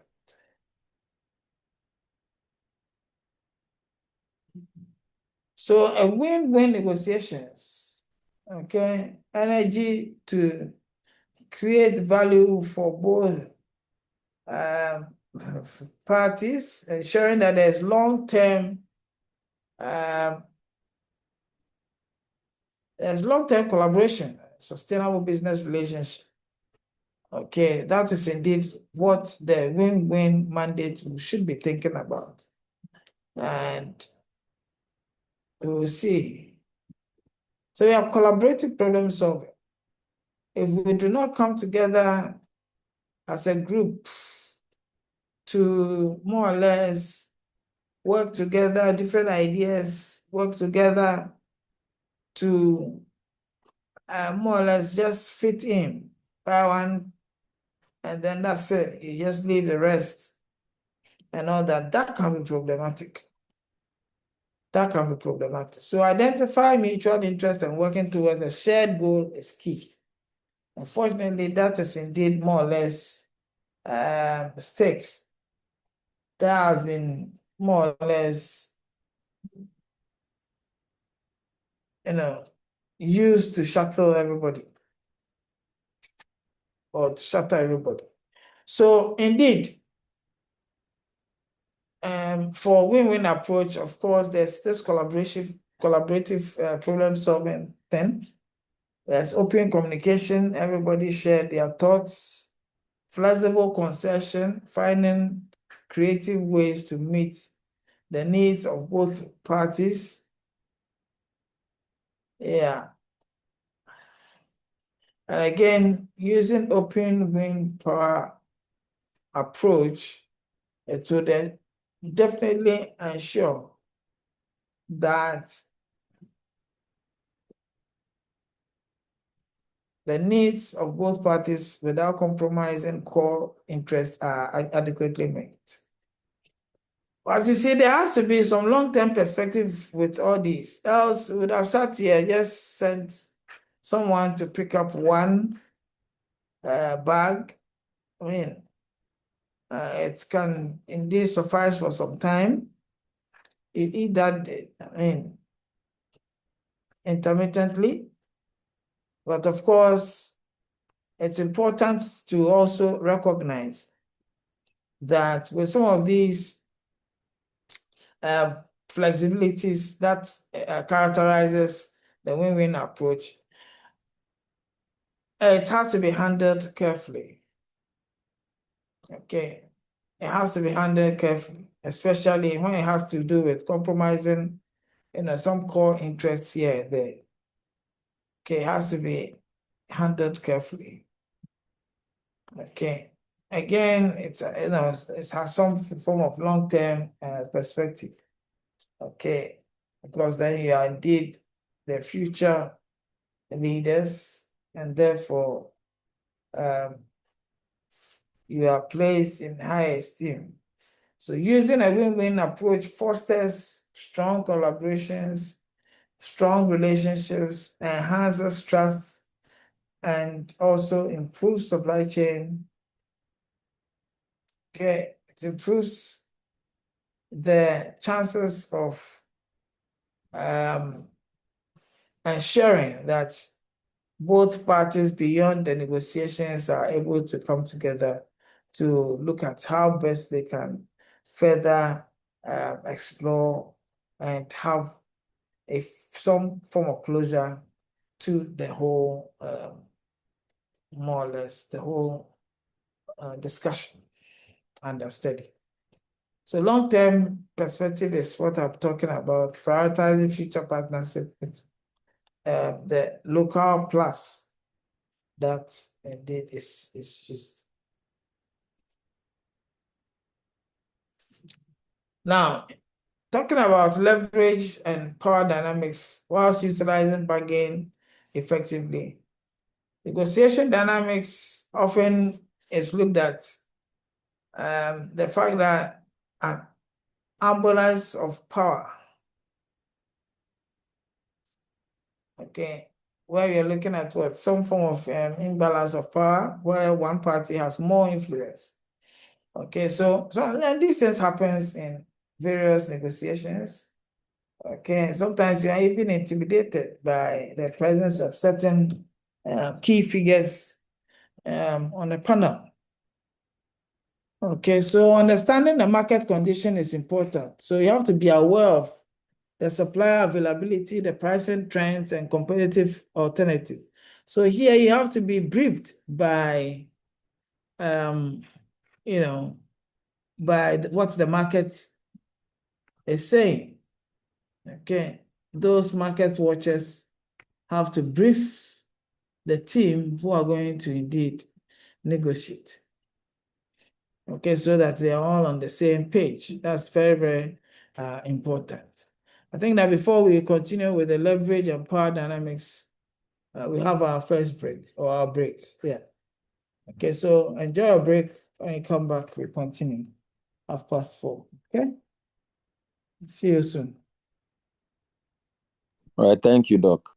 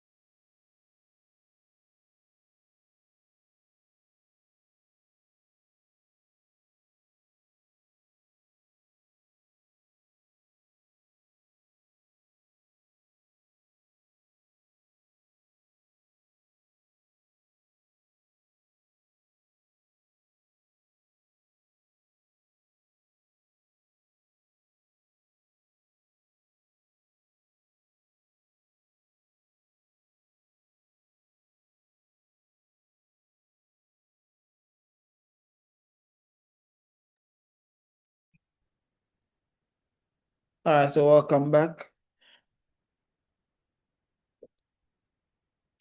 Welcome back. Break. Thank you. Yeah. All right, so before we left, we're looking at how best you can leverage, power dynamics, especially when you want to, utilize bargaining power effectively. So we began by looking at how best, to ensure that these key ways are effectively utilized. So we're saying that understanding market conditions is very important. Okay. So let me use this scenario, for example. You have just two suppliers in the market. And indeed, the bargaining power definitely will have to shift to the supplier. So if you are a buyer and you enter into such a market, there's no point in trying to raise shoulders. Why? Because of the market dynamics. You should understand this. So if within that particular market, you go raising shoulders and, go blah, blah, blah, and these two organizations refuse to extend any kind of services to you, what happens? That means that you may have to now move to probably another enclave, which may be longer to reach. And that can feed into the pricing and all that. And so with that in mind, it means that power plays a role in this whole enterprise. And therefore, the market dynamics also plays a role in this wise. Does that ring any bell? Does this scenario ring any bell?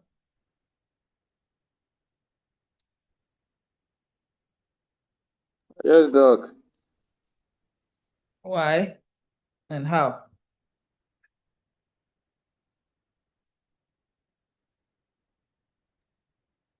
Yeah. Hello, Well, Doc.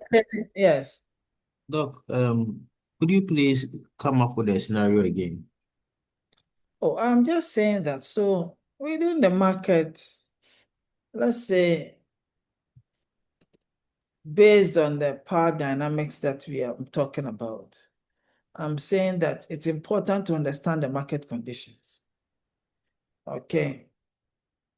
I'm saying that you have just two suppliers within a particular market. And having understood that there are just two suppliers within a market, it means that the bargaining power is in the hands of the supplier. Okay. And therefore, you, a buyer, indeed, going to any of these has to be on the kilo because of the power dynamics. Because in this case, the power has shifted and it's indeed in the hands of the suppliers. And so understanding the dynamics within the market is very critical. Else, if these two decide not to serve you, the customer, then what happens? And this plays a role in, this whole negotiations that we are talking about. And I'm saying that, do you concur? Does it ring a bell? Does it even happen at all? Or should we be bothered about such a phenomenon?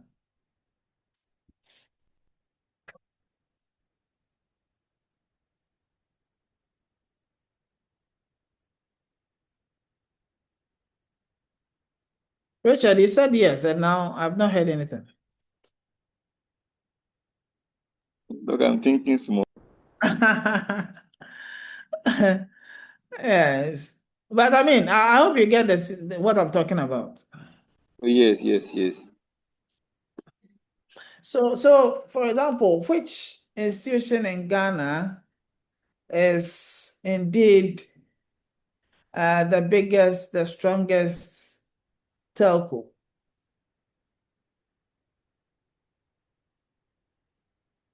Doc, it's MTN. MTN. Okay, so it's MTN, right?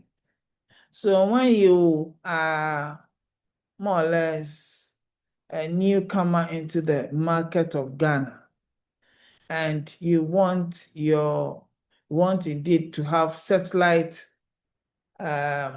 campuses all around the country, your best bet as far as communication is concerned is to negotiate with the biggest and strongest, because they have been able to, they are more or less bigger, their outreach is bigger, they have quite an extensive line extension, for example. So if you're going to meet such a giant, I mean, there's no point in trying to raise shoulders, because you should understand the environment, you should understand the power dynamics, and you should understand where your bargaining power lies. And I'm saying that the market condition, you should understand the market condition so that you tread cautiously. And I'm saying that, does that ring any bell? Do we think it is worth considering? Should we look at it that way, or it doesn't matter? Tony, is your hand up? Yes, Doc. Okay. Absolutely, yes. It is very relevant to this contract management. When there are two suppliers in a market, it directly affects the choice of contracts and then the terms we are able to negotiate. So just like we are operating the duopoly market. So as a buyer, if I were to be the buyer, I have very little room to impose let's say straight penalty clauses. So this means that I cannot afford to damage the relationship, because losing that supplier could bring my entire supply chain to a halt. So significantly, it influences how we restructure or negotiate. So it is a key phenomenon that we must take very seriously. Take it very seriously. So Very well. say understanding the market conditions before entering into any contract is not just important; it is very, very essential. So when we ignore these dynamics, it can put the buyer in a very vulnerable position. Thank you. Yeah, that's quite an interesting point to make. Yes, Jude. Yes, Doc, thank you very much. So yes, the market conditions has to be considered, because we learned something in the global sourcing last semester, which is about every items are grouped into various categories. So in this case, the example you cited, like MTN, is a major player in the industry. So to enter into such a market, you need to be strategic, because this has become your strategic item. And in this industry, the supplier risk is high. You need them. So you have to enter into a form of a negotiation, a form that comes in a way that comes like a partnership to secure their supply, or let me say their service. So it's a very subtle area that you, the buying agency, going into such an agreement, you need to understand that this supplier or this contractor is your strategic supplier, and for that matter, you need to come into a form of partnership, form of agreement with them, so that you can get the best bet out of that. Thank you. Fantastic. That's also a good one. Yes, Adobia. Doc, actually, Judah has said most of what I was going to say. In addition to all that he and Tony have said, knowing that we have limited suppliers for this particular product, it means that you have to, as a buyer, you should have a long-term relationship with such a supplier so that you can always be assured of continuous supply. Otherwise, if you just go in for a short-term relationship or a transactional or just arm's length relationship, the supplier can decide not to serve you. He can decide to just put you aside and then treat others who will give him better offers. So relationship is key here. Thank you. Very well, very well. And there's this model. Okay, we have what we call supplier preferencing model. Look at it and then relate it with what we are talking about. And then come and talk to us about it next week. All of you can note it down. Okay, supplier preferencing model. Very interesting model. Relate it with what we are talking about. And then tell us next week. Okay? Yes, Doc. Do you get me, class? No, Doc, please, I didn't hear you. I'm saying that with this phenomenon that we are discussing, there's a model called supplier preferencing model. Use that model, juxtapose it with what we are talking about, and then let's talk about it next time we meet. Okay, class? Thank you very much, sir. We will note Yes, that. sir. All Yes, right, sir. Daniel.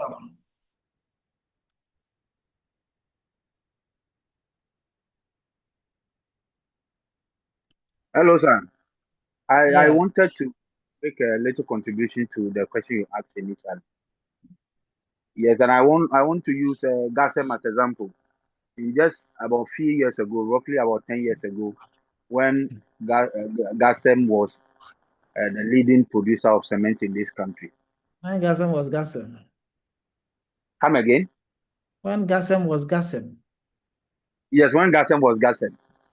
You as a buyer, there are sometimes that your shops or your shop you could make an order and it will take forever, even up to 6 months for you to get. People's projects were stored for a long time.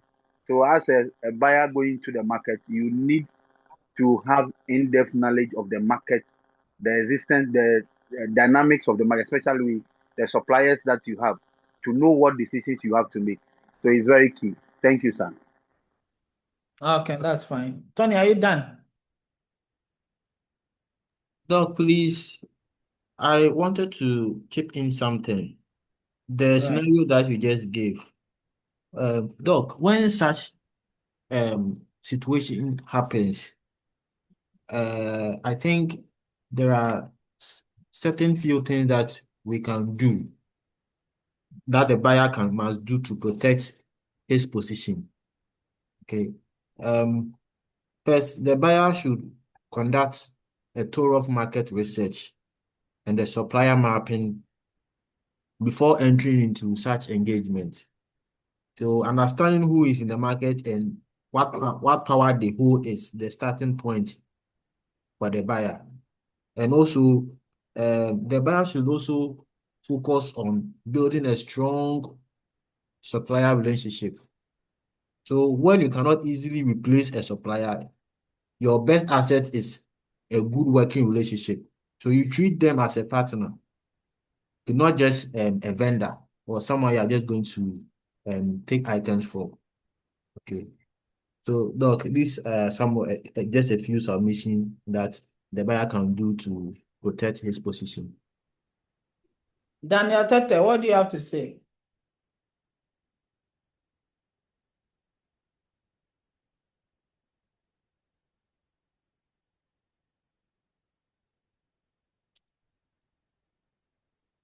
All right, Amina. Yes, sir. Good evening, sir. With this kind of suppliers, I also realized that you don't have to delay their payment. Payment is very, very important to them because I remember once there's an incident that happened that this supplier, he services our ACs. our air conditions. So the whole of the hospital, he's the one in charge. He's the one we gave the contract to.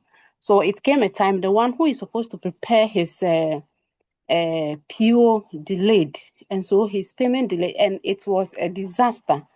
We were most of the air conditions nearly shut down because of his refusal to repair them, and also like some of our important these gadgets too. He's also the one handling them. So when you delay their payment, I mean, when you don't go by the agreement in the contract, they are fast to just, withdraw. So you need to go by the terms that the two parties have ruled down. You need to go by them so that everybody will be well served. Thank you. Well, thank you so much. I mean, sometimes we just decide not to respect some of these contracts. But for all you know, this person has given you a very good deal. Okay, and maybe they are also very good technically.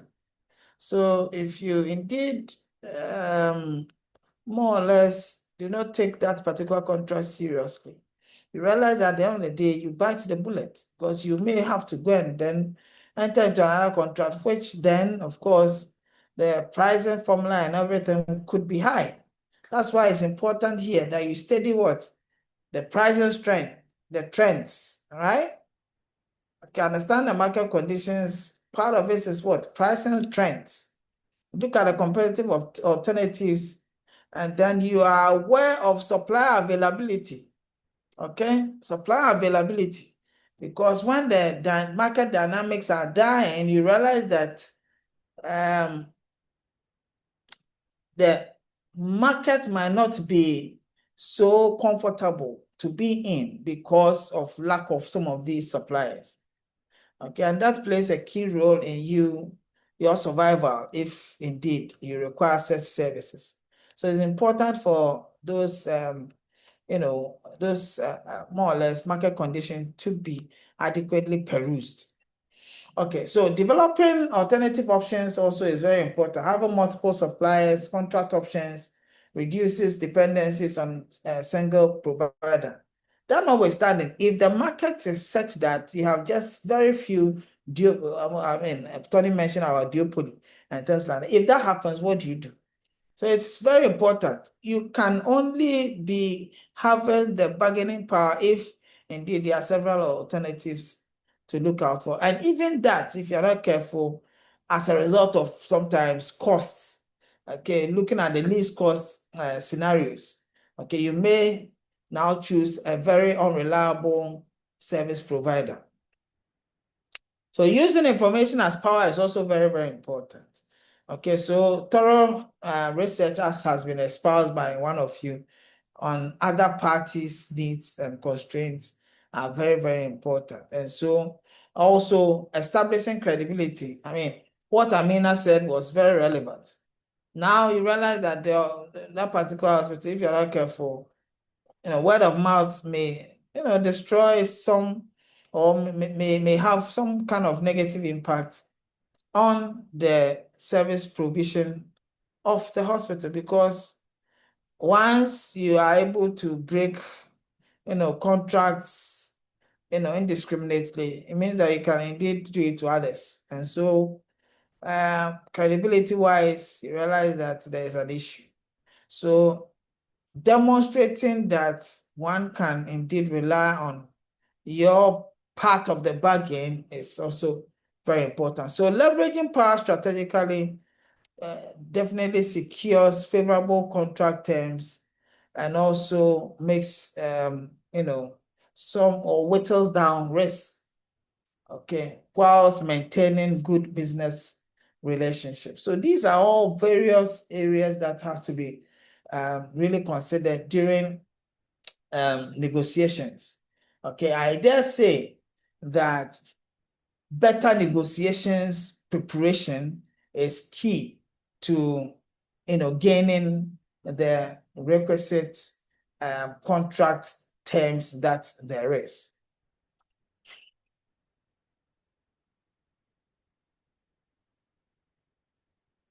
All right, so let's look at risk-based negotiations. So you want to address potential uncertainties. What do? Risk-based negotiations, you want to ensure that potential threats are identified and mitigated before the contract is executed. So what do? You have to identify some of these risks. You need to assess financial, operational, and geopolitical risks associated with the contract. It's very important. As you sit here, if you have a contract in Mali, you have a contract in, let's say, Burkina Faso, you have a contract in the Sahel area. I mean, you don't just jump into that. You need to do your various assessments and then see how best that can help. Okay. All right. You need to look at a few. Even currently, if you want to travel out of the country to certain countries, I mean, you should really read around. You should listen to the news. You should find some form of information about those countries before you move. It is very important. Okay, it is very important. Why? Because of the risk portfolio of some of these countries. It could be a part, an area in the country. Okay, but I mean, you need to understand that you need to more or less probe them all and know which area is indeed less treacherous, so that you can indeed be able to navigate your way around it. Which area do you find less risky, where threats are reduced and all that? Okay, before you make a move. So identifying those areas are very important, so you know how to play your card. There are some contingency clauses that has to be inserted into the contract. And I've said that, these are fundamental, especially for public sector contract, like force majeure, price fluctuations, or regulatory changes. When these things happen, definitely it affects the entirety of the contract. Okay, because as for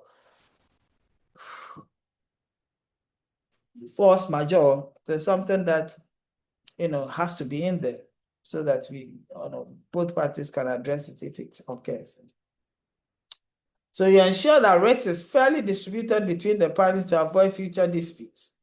Okay, that is why whether you are a supplier or a buyer, you need to read the contract in its entirety.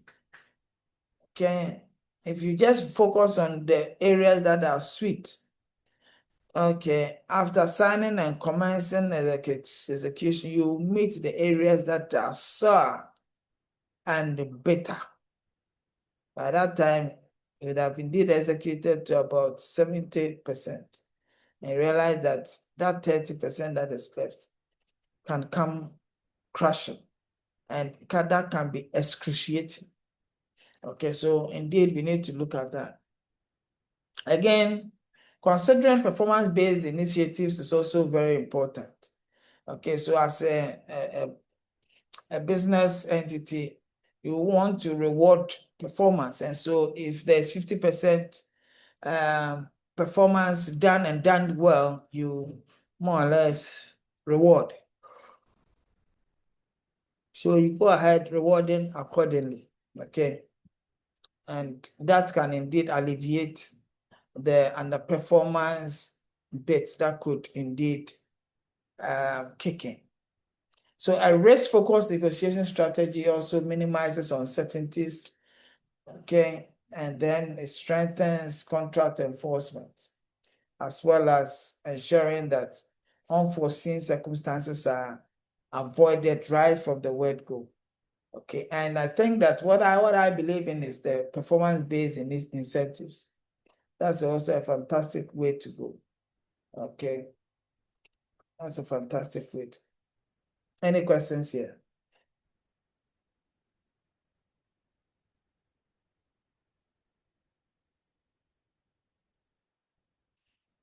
Okay, so here we want to see how best we can save costs, yeah? In all engagements, your priority is about ensuring that you more or less, because resources are in, not in abundance like that. So you want to make sure that you put in some strategies that would ensure that you make some savings as much as possible. Some savings as much as possible. Okay, so for some goods, you want to look at bulk purchasing and economies of scale. Okay, you want to indeed procure in large quantities, you negotiate lower unit costs so that the overall procurement expenses will be reduced. So what we call the volume discounts can indeed kick in. Okay, that also can lead to low transaction costs because your first discussion, you more or less want to reduce the frequent, purchases. It also ensures that you have some stronger supply relationships. Why? Because you're buying in bulk. The expectation is that because of the numbers that we are looking at, become quite an exceptional, buyer. And so once we have an exceptional buyer, you realize that, a lot more value, emanates from your end. So you become a key account, more or less. So once you become a key account, it means that some unique and special treatment comes in. Therefore, you enjoy that whilst the organization also enjoys the account.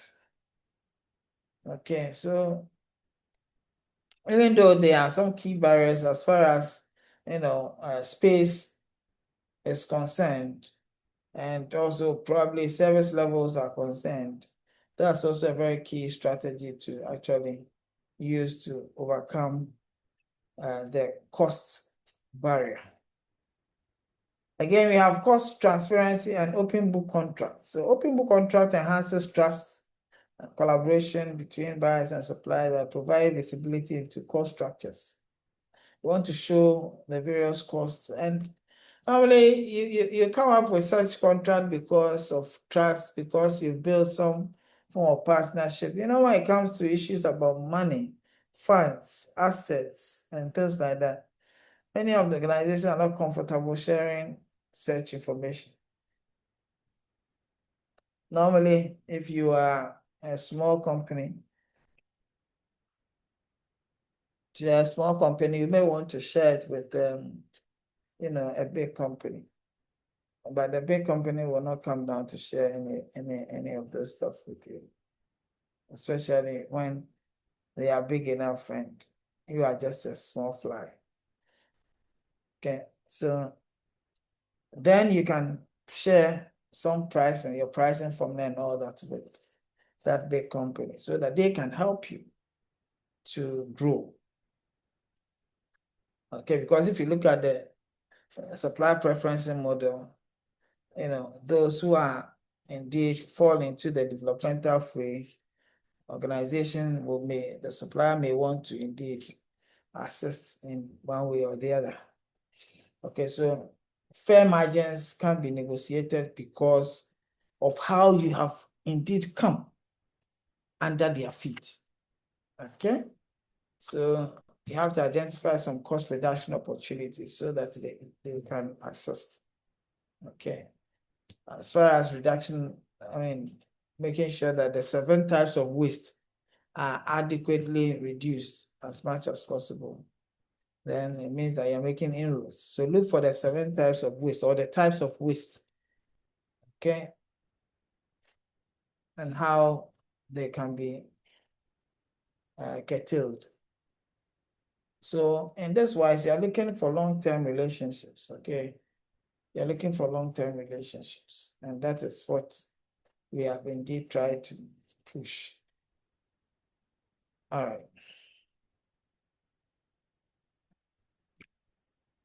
You have implementing performance-based initiatives. If you want to implement this, what do? You link payment to performance. Okay, a link payment to performance, and that is indeed a very important. So you go, you check, you monitor, you realize that, okay, they have indeed worked to that level quickly. That payment has to go through. So trust is key here.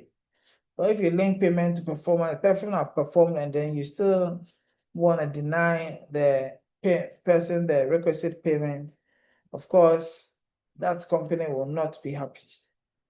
Okay, so that reward has to be timely. Okay, timely, because probably they've also delivered timely, and indeed the defect rate has been very, very small. Okay, you can also talk about shared cost savings. Okay, mechanism where both suppliers benefit from cost reductions as far as improvements in the process is concerned. So when that is shared with their supplier, I mean, that is indeed a fantastic avenue for them to even support the move. Okay, so it's about ideas that, you know, the smaller companies brings on board, and that makes a whole difference. Okay, and it fits into risk sharing, because once you're looking at how best to share the cost and all that, it indeed forms part of the risk sharing, and that even leads to more developmental opportunities where inefficiencies and others are indeed scrubbed off as much as possible, so that indeed very fine initiative that is mutually beneficial can indeed happen. So these incentives drives continuous improvement, encourage innovation especially, and enhance supply chain cost effectiveness.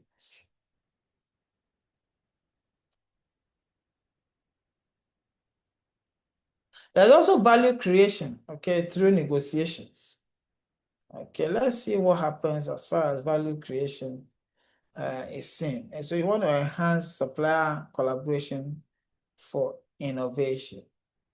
So you see, the mindset with which we go into negotiations sometimes is indeed not really the very best. Okay, if the only focus is about cost, how to save cost and all that, sometimes you need to let go and then rather focus on the partnership.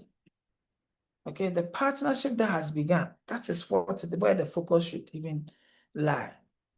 Okay, because there can be areas that you can indeed make quite significant inroads without even you knowing. Okay, so it's not all about the immediate cost saving that you're looking at. It's up there, the association. Okay, having even the association with a particular giant, sector giant, is a key contributor to the brand that you have. Okay, so in order to foster innovation, sometimes you need to just associate with a particular giant, so that once you start looking at joint problem solving, okay, or even technology sharing, you realize that, you know, you may have to now upgrade your technology tools so you can be able to assess the supplier's services. And that is key, because then you become competitive in the market in which you operate. Okay? And there can even be opportunities for co-development initiatives. So you partner with some of these suppliers to co-create new products and services. And that indeed provides some competitive advantage in there. So it is not always relevant to just focus on cost savings. Okay, so by fostering an open and collaborative negotiation environment, organization will definitely leverage the supplier's expertise to drive continuous innovation into their fold. Very critical. Very, very critical. Any example to share? Any example to share? Frankie Sophie, are you here? Yes, Doc, I'm here. Do you have any example to share? Rosita. Yes, Doc, I'm here. Yes, great, great, great. Emmanuel Akapo. Doc, please, it seems Mr. Esifi wants to come in. Yes, Doc. I'm here. Yes, Mr. Sifi, talk to us.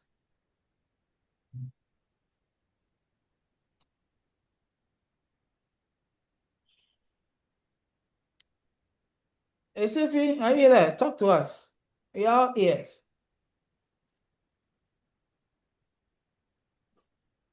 All right, maybe Mr. Sifi doesn't want to talk to us. Jonathan, are you here?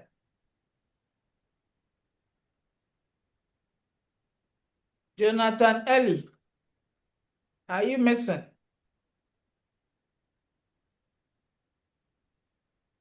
So, Jonathan, you have joined and you decided not to be with us. So, I'm a good man to kick you out of the class, right? Huh? Mr. Jonathan? Okay. All right, let's move on. Doc, So, it's raining. Doc, it's raining at my place heavily. So I can't hear anything. I'm only watching the screen. okay. Watch the screen.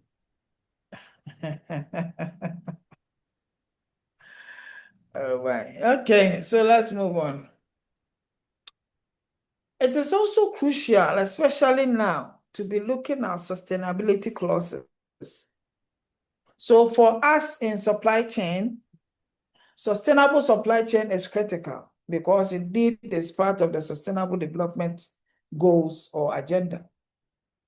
And therefore, whichever contributions that we may want to make in order to ensure that we build in sustainability, we do that. So as part of some works that I am doing, I look at sustainable health service performance. And so we consider not only the profits that one was looking at, but you look at the environment and social impact as well. In recent times, I have looked at sustainable health.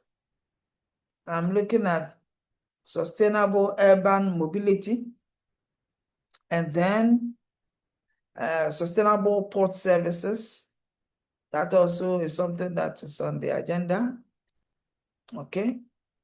And then it is also important to look at supply chain sustainability.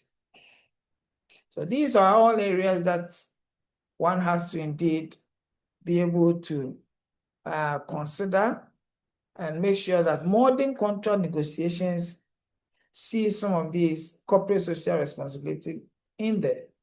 So environmental impact consideration is key. You are procuring or as part of the supply chain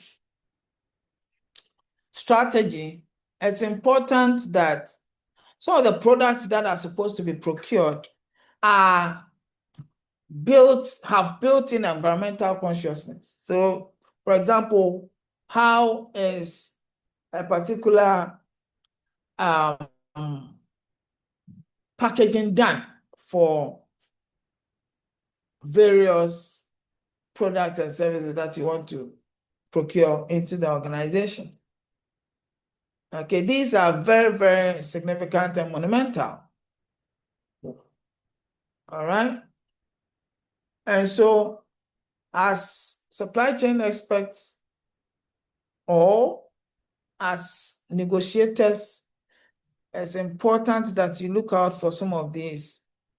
Sometimes we call it social interventions, sometimes we call it environmental interventions and all that.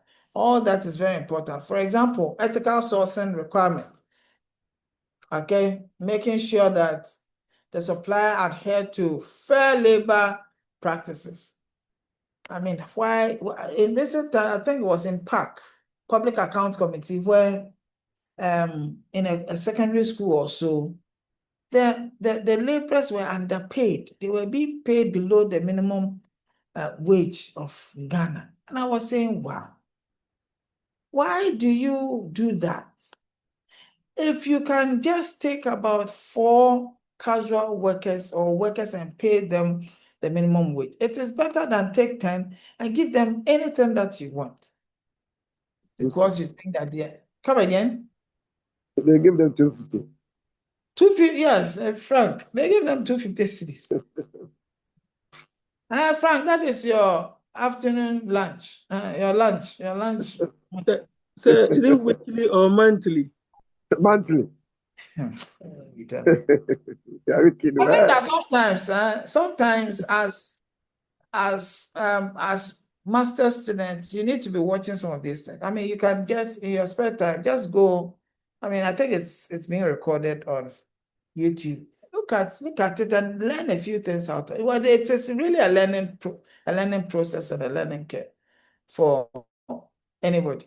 You could see the confidence with which what's this guy's the Minister for Information, Communication, and Communication. Yes, you realize there's some George banter with Abina. Yeah. Why? Because the guy is seized with what? The requisite information. He's more or less a guru in his area.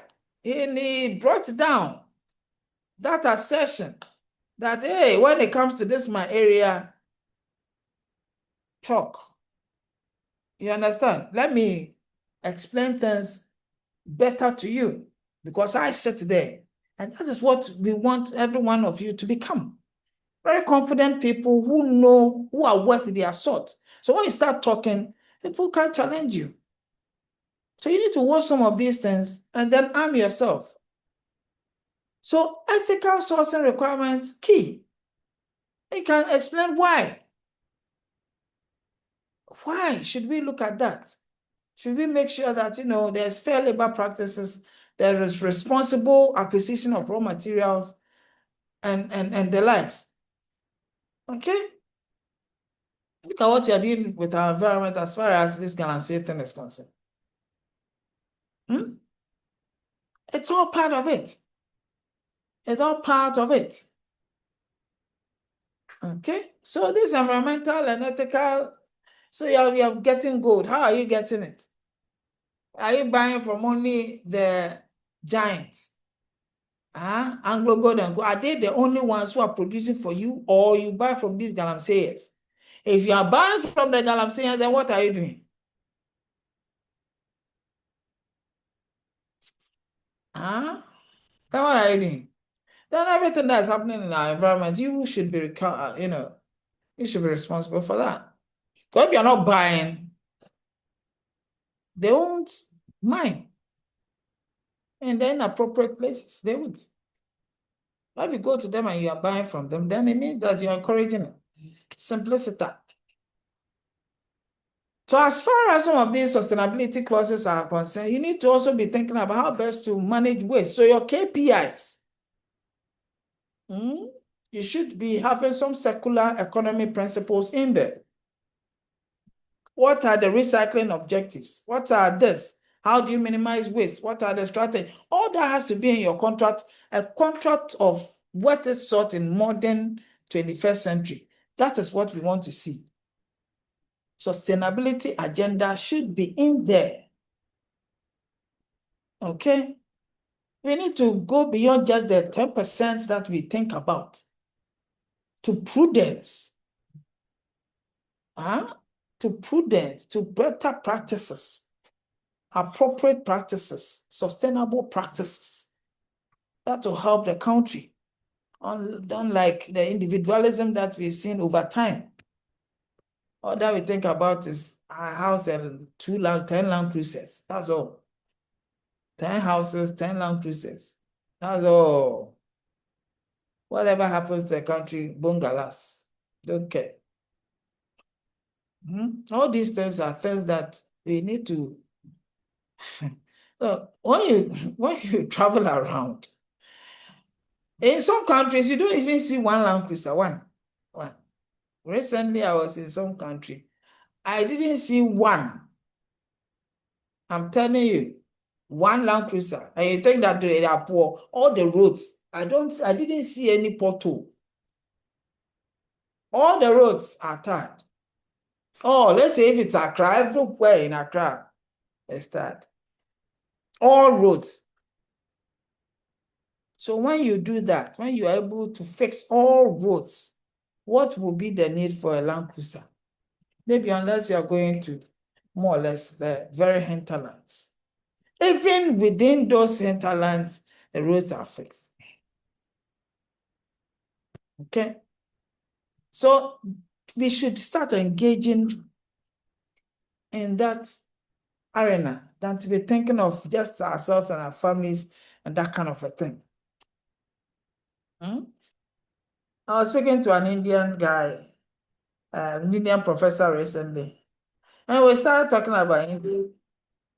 And when I went to India a couple of years ago, I was amazed. In fact, an area that they showed me that indeed it was an area for the rich. I shouted. I said, this is an area for the rich. I mean, you know, unsophisticated lifestyle is what I'm talking about. But we are so sophisticated. We want things so big for just individuals. And that is where our problem lies. If we want something so big for a couple of people, that one even is a plus, a feather in our cap. Okay, so we should be thinking of environmental impact. We should be looking at ethical sourcing. We should be looking at waste reduction commitments. I went for a conference last 2 weeks, and there was this business tycoon who indicated that there was a pressing need for a particular generator for a school or something. Immediately, as a result of the kind of air that is blowing, he sold his Mercedes. He just sold it. Even though he knew that he could get it through some other plane. He said, this car, I don't even really need it like that. He just sold it. Used the money, bought all these generators for some schools and all that so that the kids can have access to good education. And I bought himself a video. Finally, people were so mad with him that as a business tycoon, why do you use a video? That kind of thinking is what I'm talking. I'm not saying that indeed it is the best decision that one can ever take, but I'm just saying that we need to be engaging in such conversations. Okay, we have several problems in our country that if we should look at things differently, by the snap of a finger, we can easily solve it. But unfortunately, some people love problems. We love to sit in deep. You get my point? We love that. We love chaos. We love it. So that between the road we fixed until you get to Amasama, where the road is really needed, no, we won't fix that one. We'll leave it. Get to some other point so that at that enclave there is chaos. That's what we like. We won't fix it. We'll go and fix the one somewhere which is not really needed. So that there's chaos, so that we feel that there's chaos. That's who we are. Let's move on.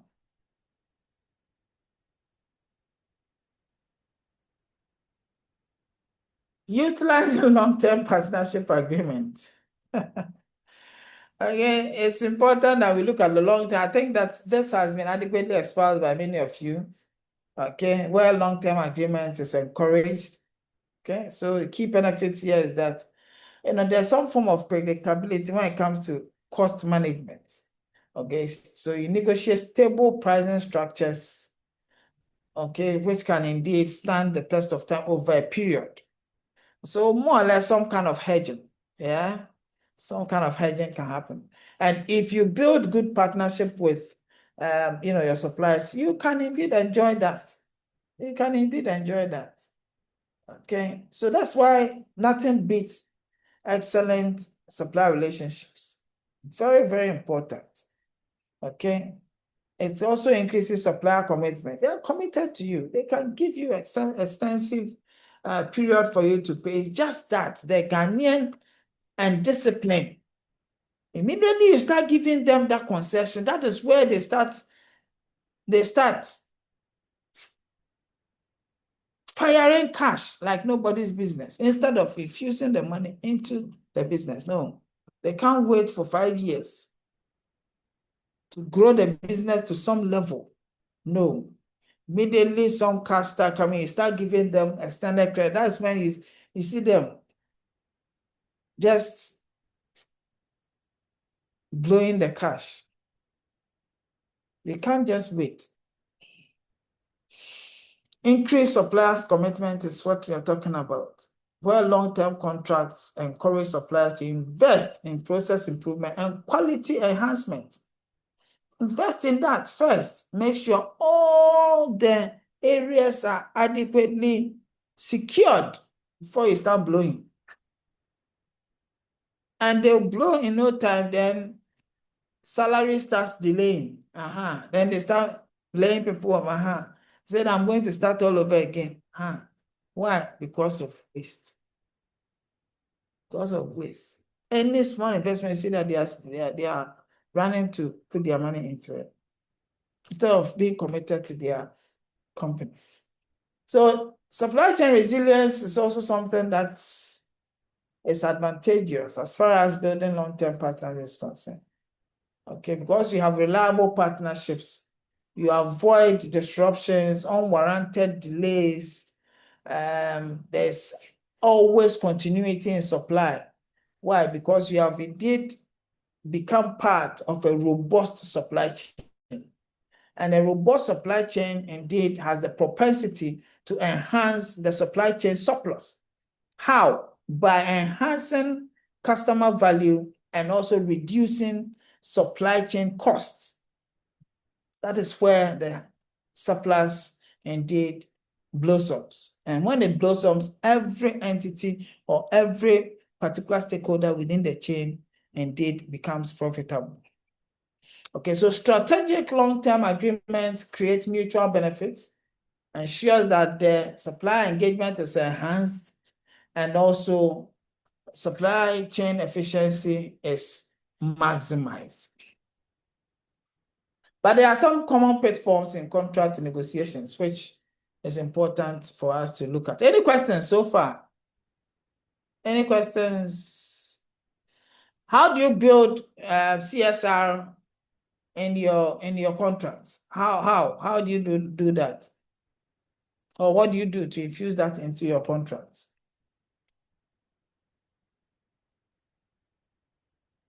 Sorry. Yeah, Sulu, Osman.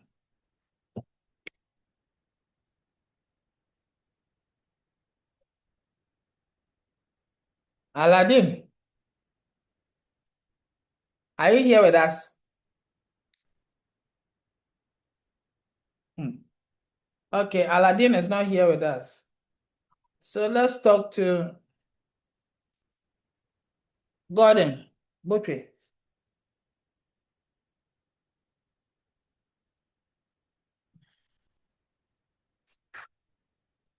Okay, so if we are not answering this question, then I can assure you that in your exams, that will be the first question. Let me put it down. See? Hey, sir, relax, relax. Into your contracts and why. Discuss. Hello, Doc. First question. So let's move on. Okay, so let's look at poor preparation and lack of market research as far as pitfalls in. Did I hear somebody call me? Did I hear somebody calling me? Can you hear me, class? Yes, Doc, we can hear Yes, you. Lord. Yes, Doc, we can hear you. Yeah, so who was trying to get my attention?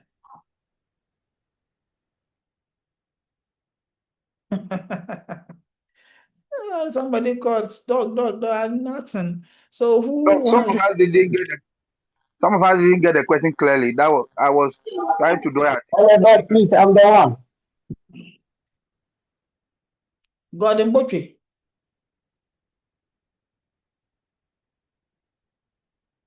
Your network has done what?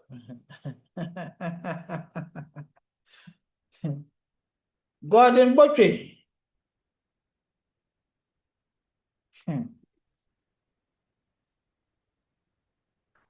Yes, so who else was trying to catch my attention?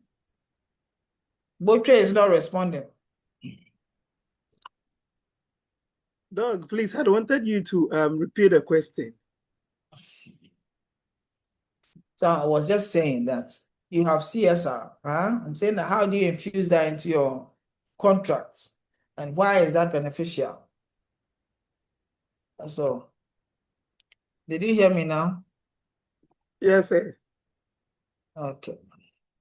So can I continue?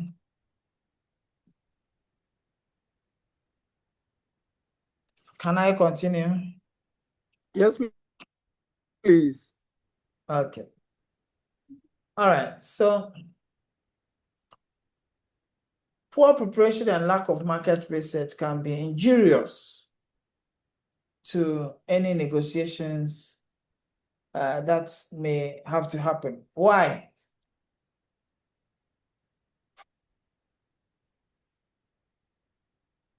Why?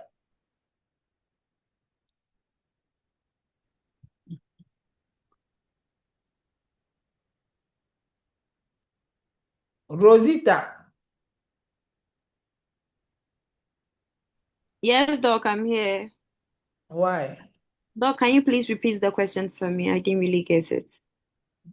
I'm saying that it is important that you do your market research and then you prepare adequately. Why? If you're going into negotiations, why do you have to do that?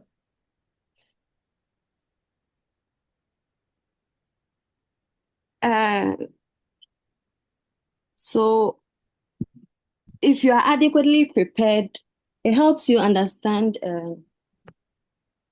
the market conditions that you will be dealing with, and so that you can I don't know how to express it. If you understand the market conditions, you have information about like current prices, competitors, activities, the trends in that industry, so that you would be filled with the accurate information to make the right decisions during the negotiation. Okay, that's a good try. Eliza, talk to us. Thank you very much, Rosita. All right.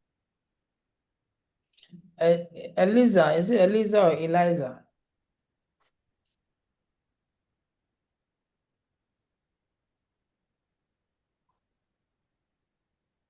So Eliza says she will not mind us. Okay. So who is going to mind us?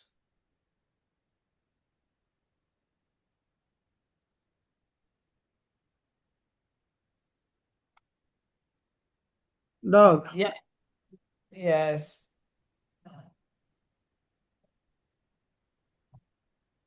Is it Rebecca? Hello, Doug. Yes, Rebecca. Yes, sir. No, Sir, please. if you do your market research, it will help you mitigate risk.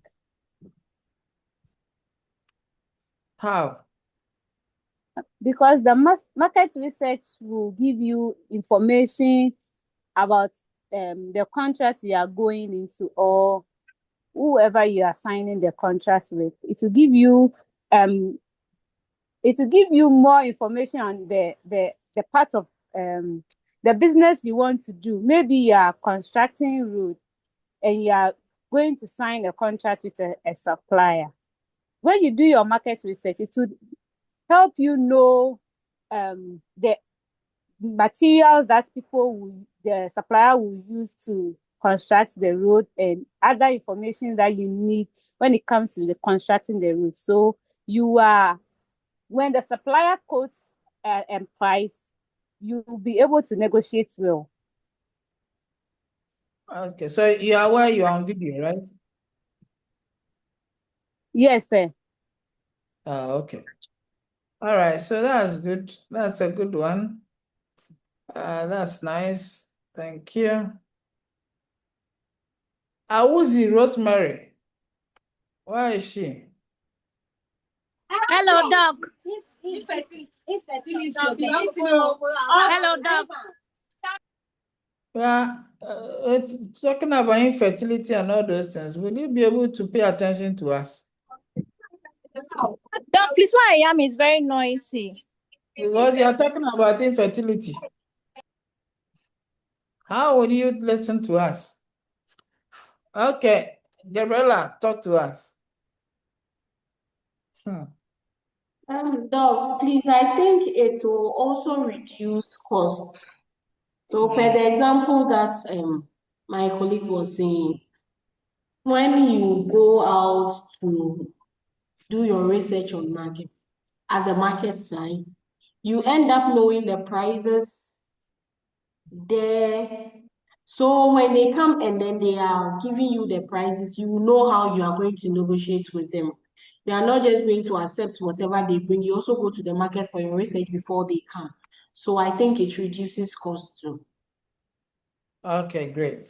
Okay, Jude. Yeah, Doc, thank you. Doc, before I go into the proper example, I want to cite this example. Going into a battle without preparing. Doc, when I was young, I met small boy B in my area. And I thought he's a boxer, they were training him. So I thought, this one, I could just beat him up. Doc, he beat me mercilessly. Since then, 8 years, I've not fought again. So you see, going into a negotiation, Doc, you finished me.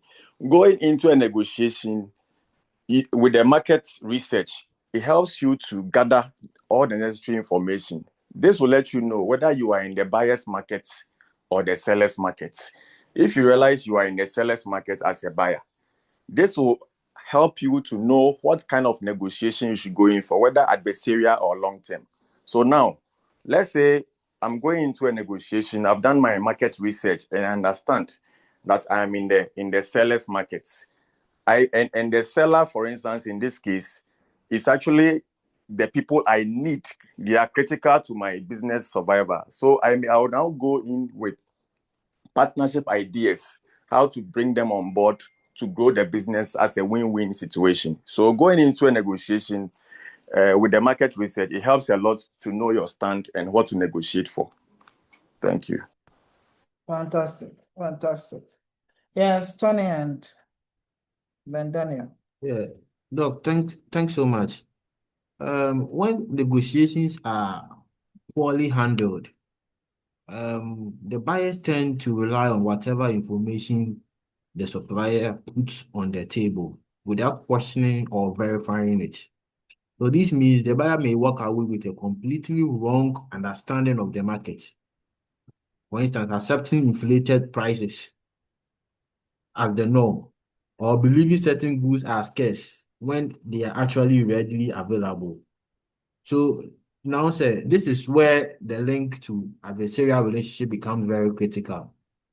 That is when a buyer and a supplier are in an adversarial relationship, where there is suspicion, hostility, and a lack of trust. The supplier has no motivation to share accurate or helpful market information.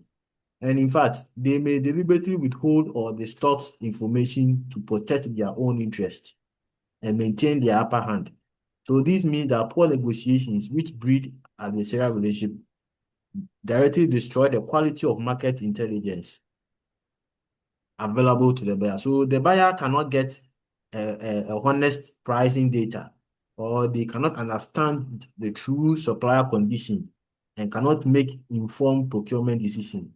And on the other hand, when negotiations are conducted fairly and professionally, building a partnership rather than adversarial relationship. That suppliers are more willing to share honest market information, and they also flag potential risk and collaborate openly. So, sir, the quality of negotiations determines the quality of your relationship. And the quality of your relationship also determines the quality of your market intelligence. So it is very important that you do a thorough market research. Thank you. Fantastic, fantastic, great stuff. Yes, Dan. Doc, without market research,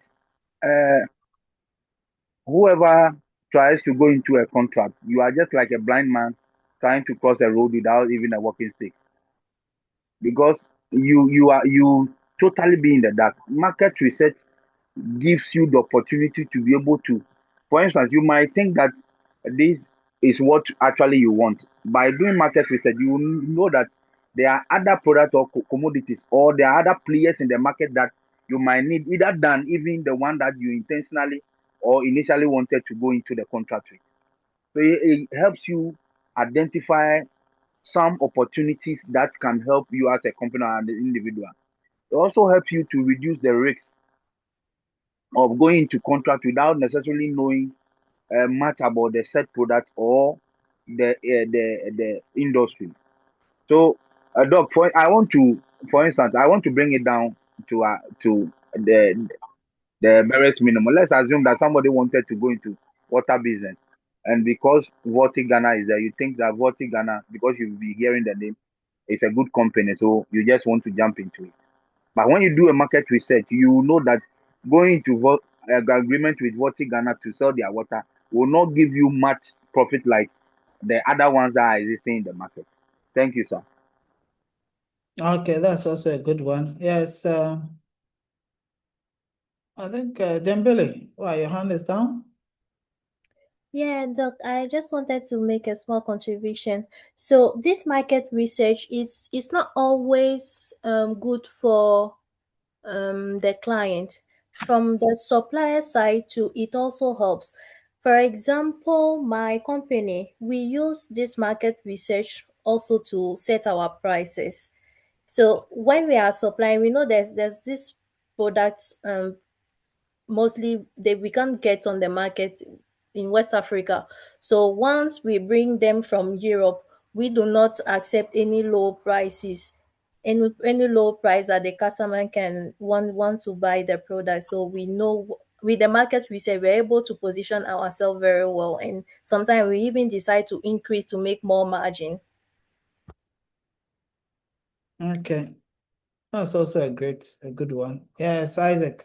Look, market research in itself, I feel I know it's very, very good because primarily it helps you to reduce the kind of guesswork. The ways people will go by, oh, for this product, I feel it will go.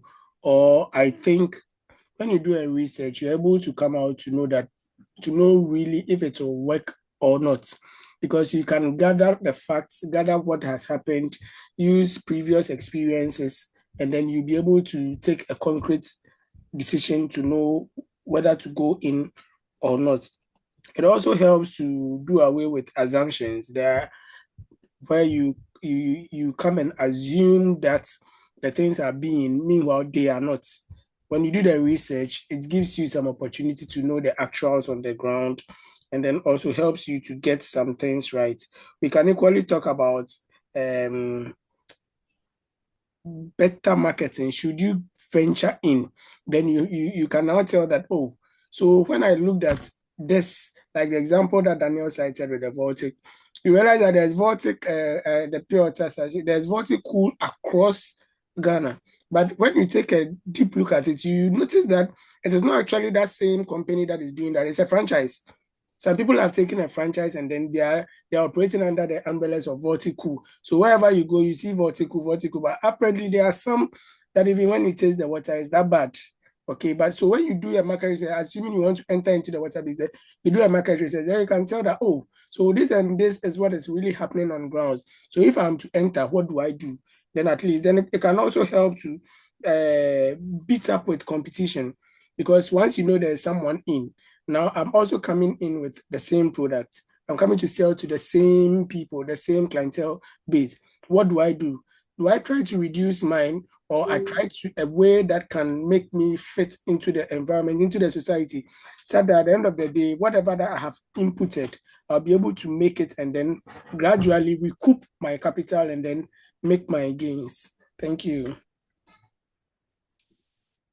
All right, that's also a good one. Adabia. Yes, Doc. So I just Can you kindly reposition wanted to add to all that it is important because it helps the organization. Is it better now? Hello, Doc. Yeah, I guess so. Okay. So I was saying that conducting a market research helps the organization to obtain reliable suppliers and then ensure continuous supplies.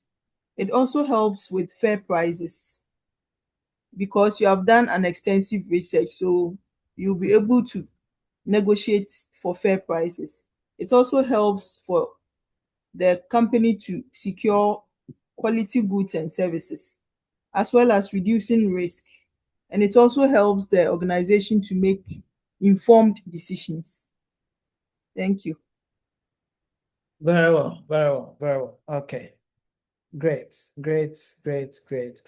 Okay. So indeed, if you overlook contracts enforceability, so you realize that I have just decided to skip this one because indeed you've mentioned quite a bit. And it all falls in line with that. So again, you don't have to belabor the contract enforceability. Okay, it's very important because you never know when the dynamics can change. Okay, so you need to be able to align your contract with the various acts which is in conformance, okay, with the laws of our country. Especially, well, as I've said, when it is indeed a public oriented organization, you are mandated that you go this route. So, but you know, on the private side, ignoring dispute resolution mechanisms is a problem. Okay, there has to be defined dispute resolution clauses, contract disagreements, and how they should be indeed dealt with. All these are very, very important. If it's even ADR, slot it in, give the parameters for ADR and all that. And indeed, that aspect can be resolved if there's any issue. But leaving it ajar can be problematic. How you want to avoid pitfalls? So I think that we've mentioned research, risk assessment, you know, looking at legal compliance, etc. All these avoids, you know, pitfalls. Okay, and also you ensure clarity in contract language. If there's anything that is in there that is more or less ambiguous, you seek clarification and ask that it is corrected so that both parties can indeed ensure that they are all on the same page. Again, there are some case studies on successful contract negotiations in Ghana. You can look at some of them. Okay, some PPPs. Okay, and then some in the oil and gas sector. It will be good that you read along those lines as well. All right. So indeed, there are others that also have failed. Okay, delays and disputes in Ghana road construction contracts. Okay, government procurement controversies and lessons learned. There are several of them which you can indeed also read along. These are very, very important areas that has to be looked at. High profile contract cancellations and financial implications. Sometimes we just throw a contract away just because that person belongs to some other party or whatever. It can be politically motivated, or somebody who just wants to destroy somebody's business and all those things. It has not helped us, and it will never help us. Look at the number of people Gen Bank employed over that period, to the extent that even in other very remote places, they had Gen Bank. Even if they were employing 2 people, definitely they were employing people in those very, rural areas, which many people indeed refused to actually, go set up businesses there. And so what are we talking about? Okay. And so what are we talking about? So it's very, very important that it's very, very important that this,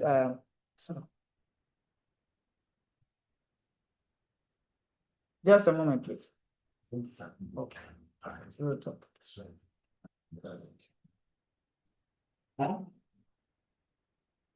Yes. So the key takeaways for me is that you ensure that there's proper planning and better feasibility studies done. If it's about market research, that is also done. Okay, you always have to look out for the principles that are supposed to enhance contracts visibility, not shrouded in any secrecies. You get to a point, realize that all these things are not necessary, but building goodwill, building trust, building brand, building integrity is indeed very critical, okay, to ensuring that there's effective negotiation strategies. And eventually you realize that various contracts see the light of day. So on this note, any questions?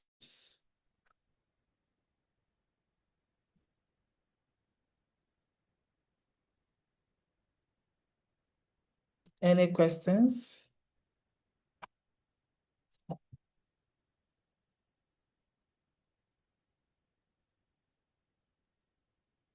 All right, so if there are no questions, then I wish you the very best and have a wonderful time.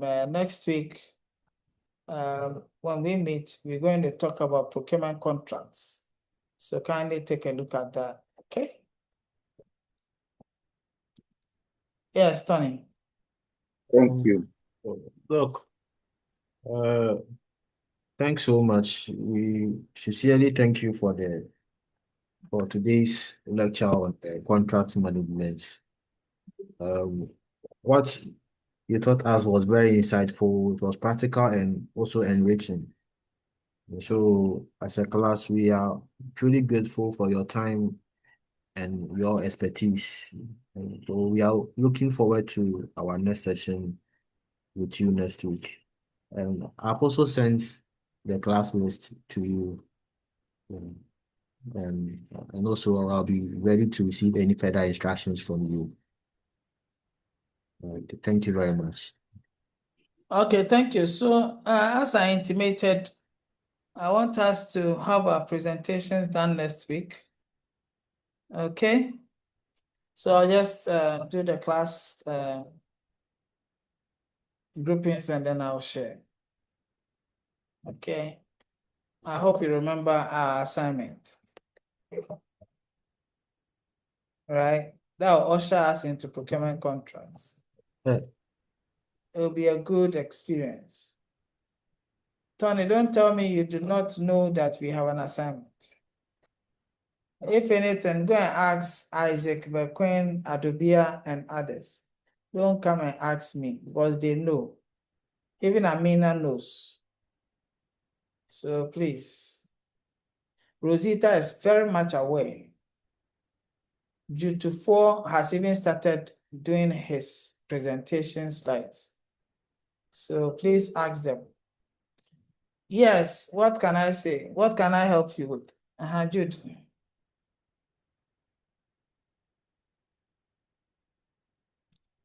Sorry, Tony. Did I see?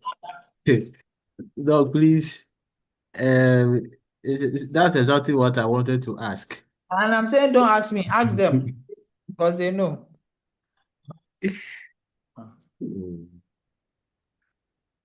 All right, so Doc, please, right now I'm confused though because the assignments are like 2 or 3.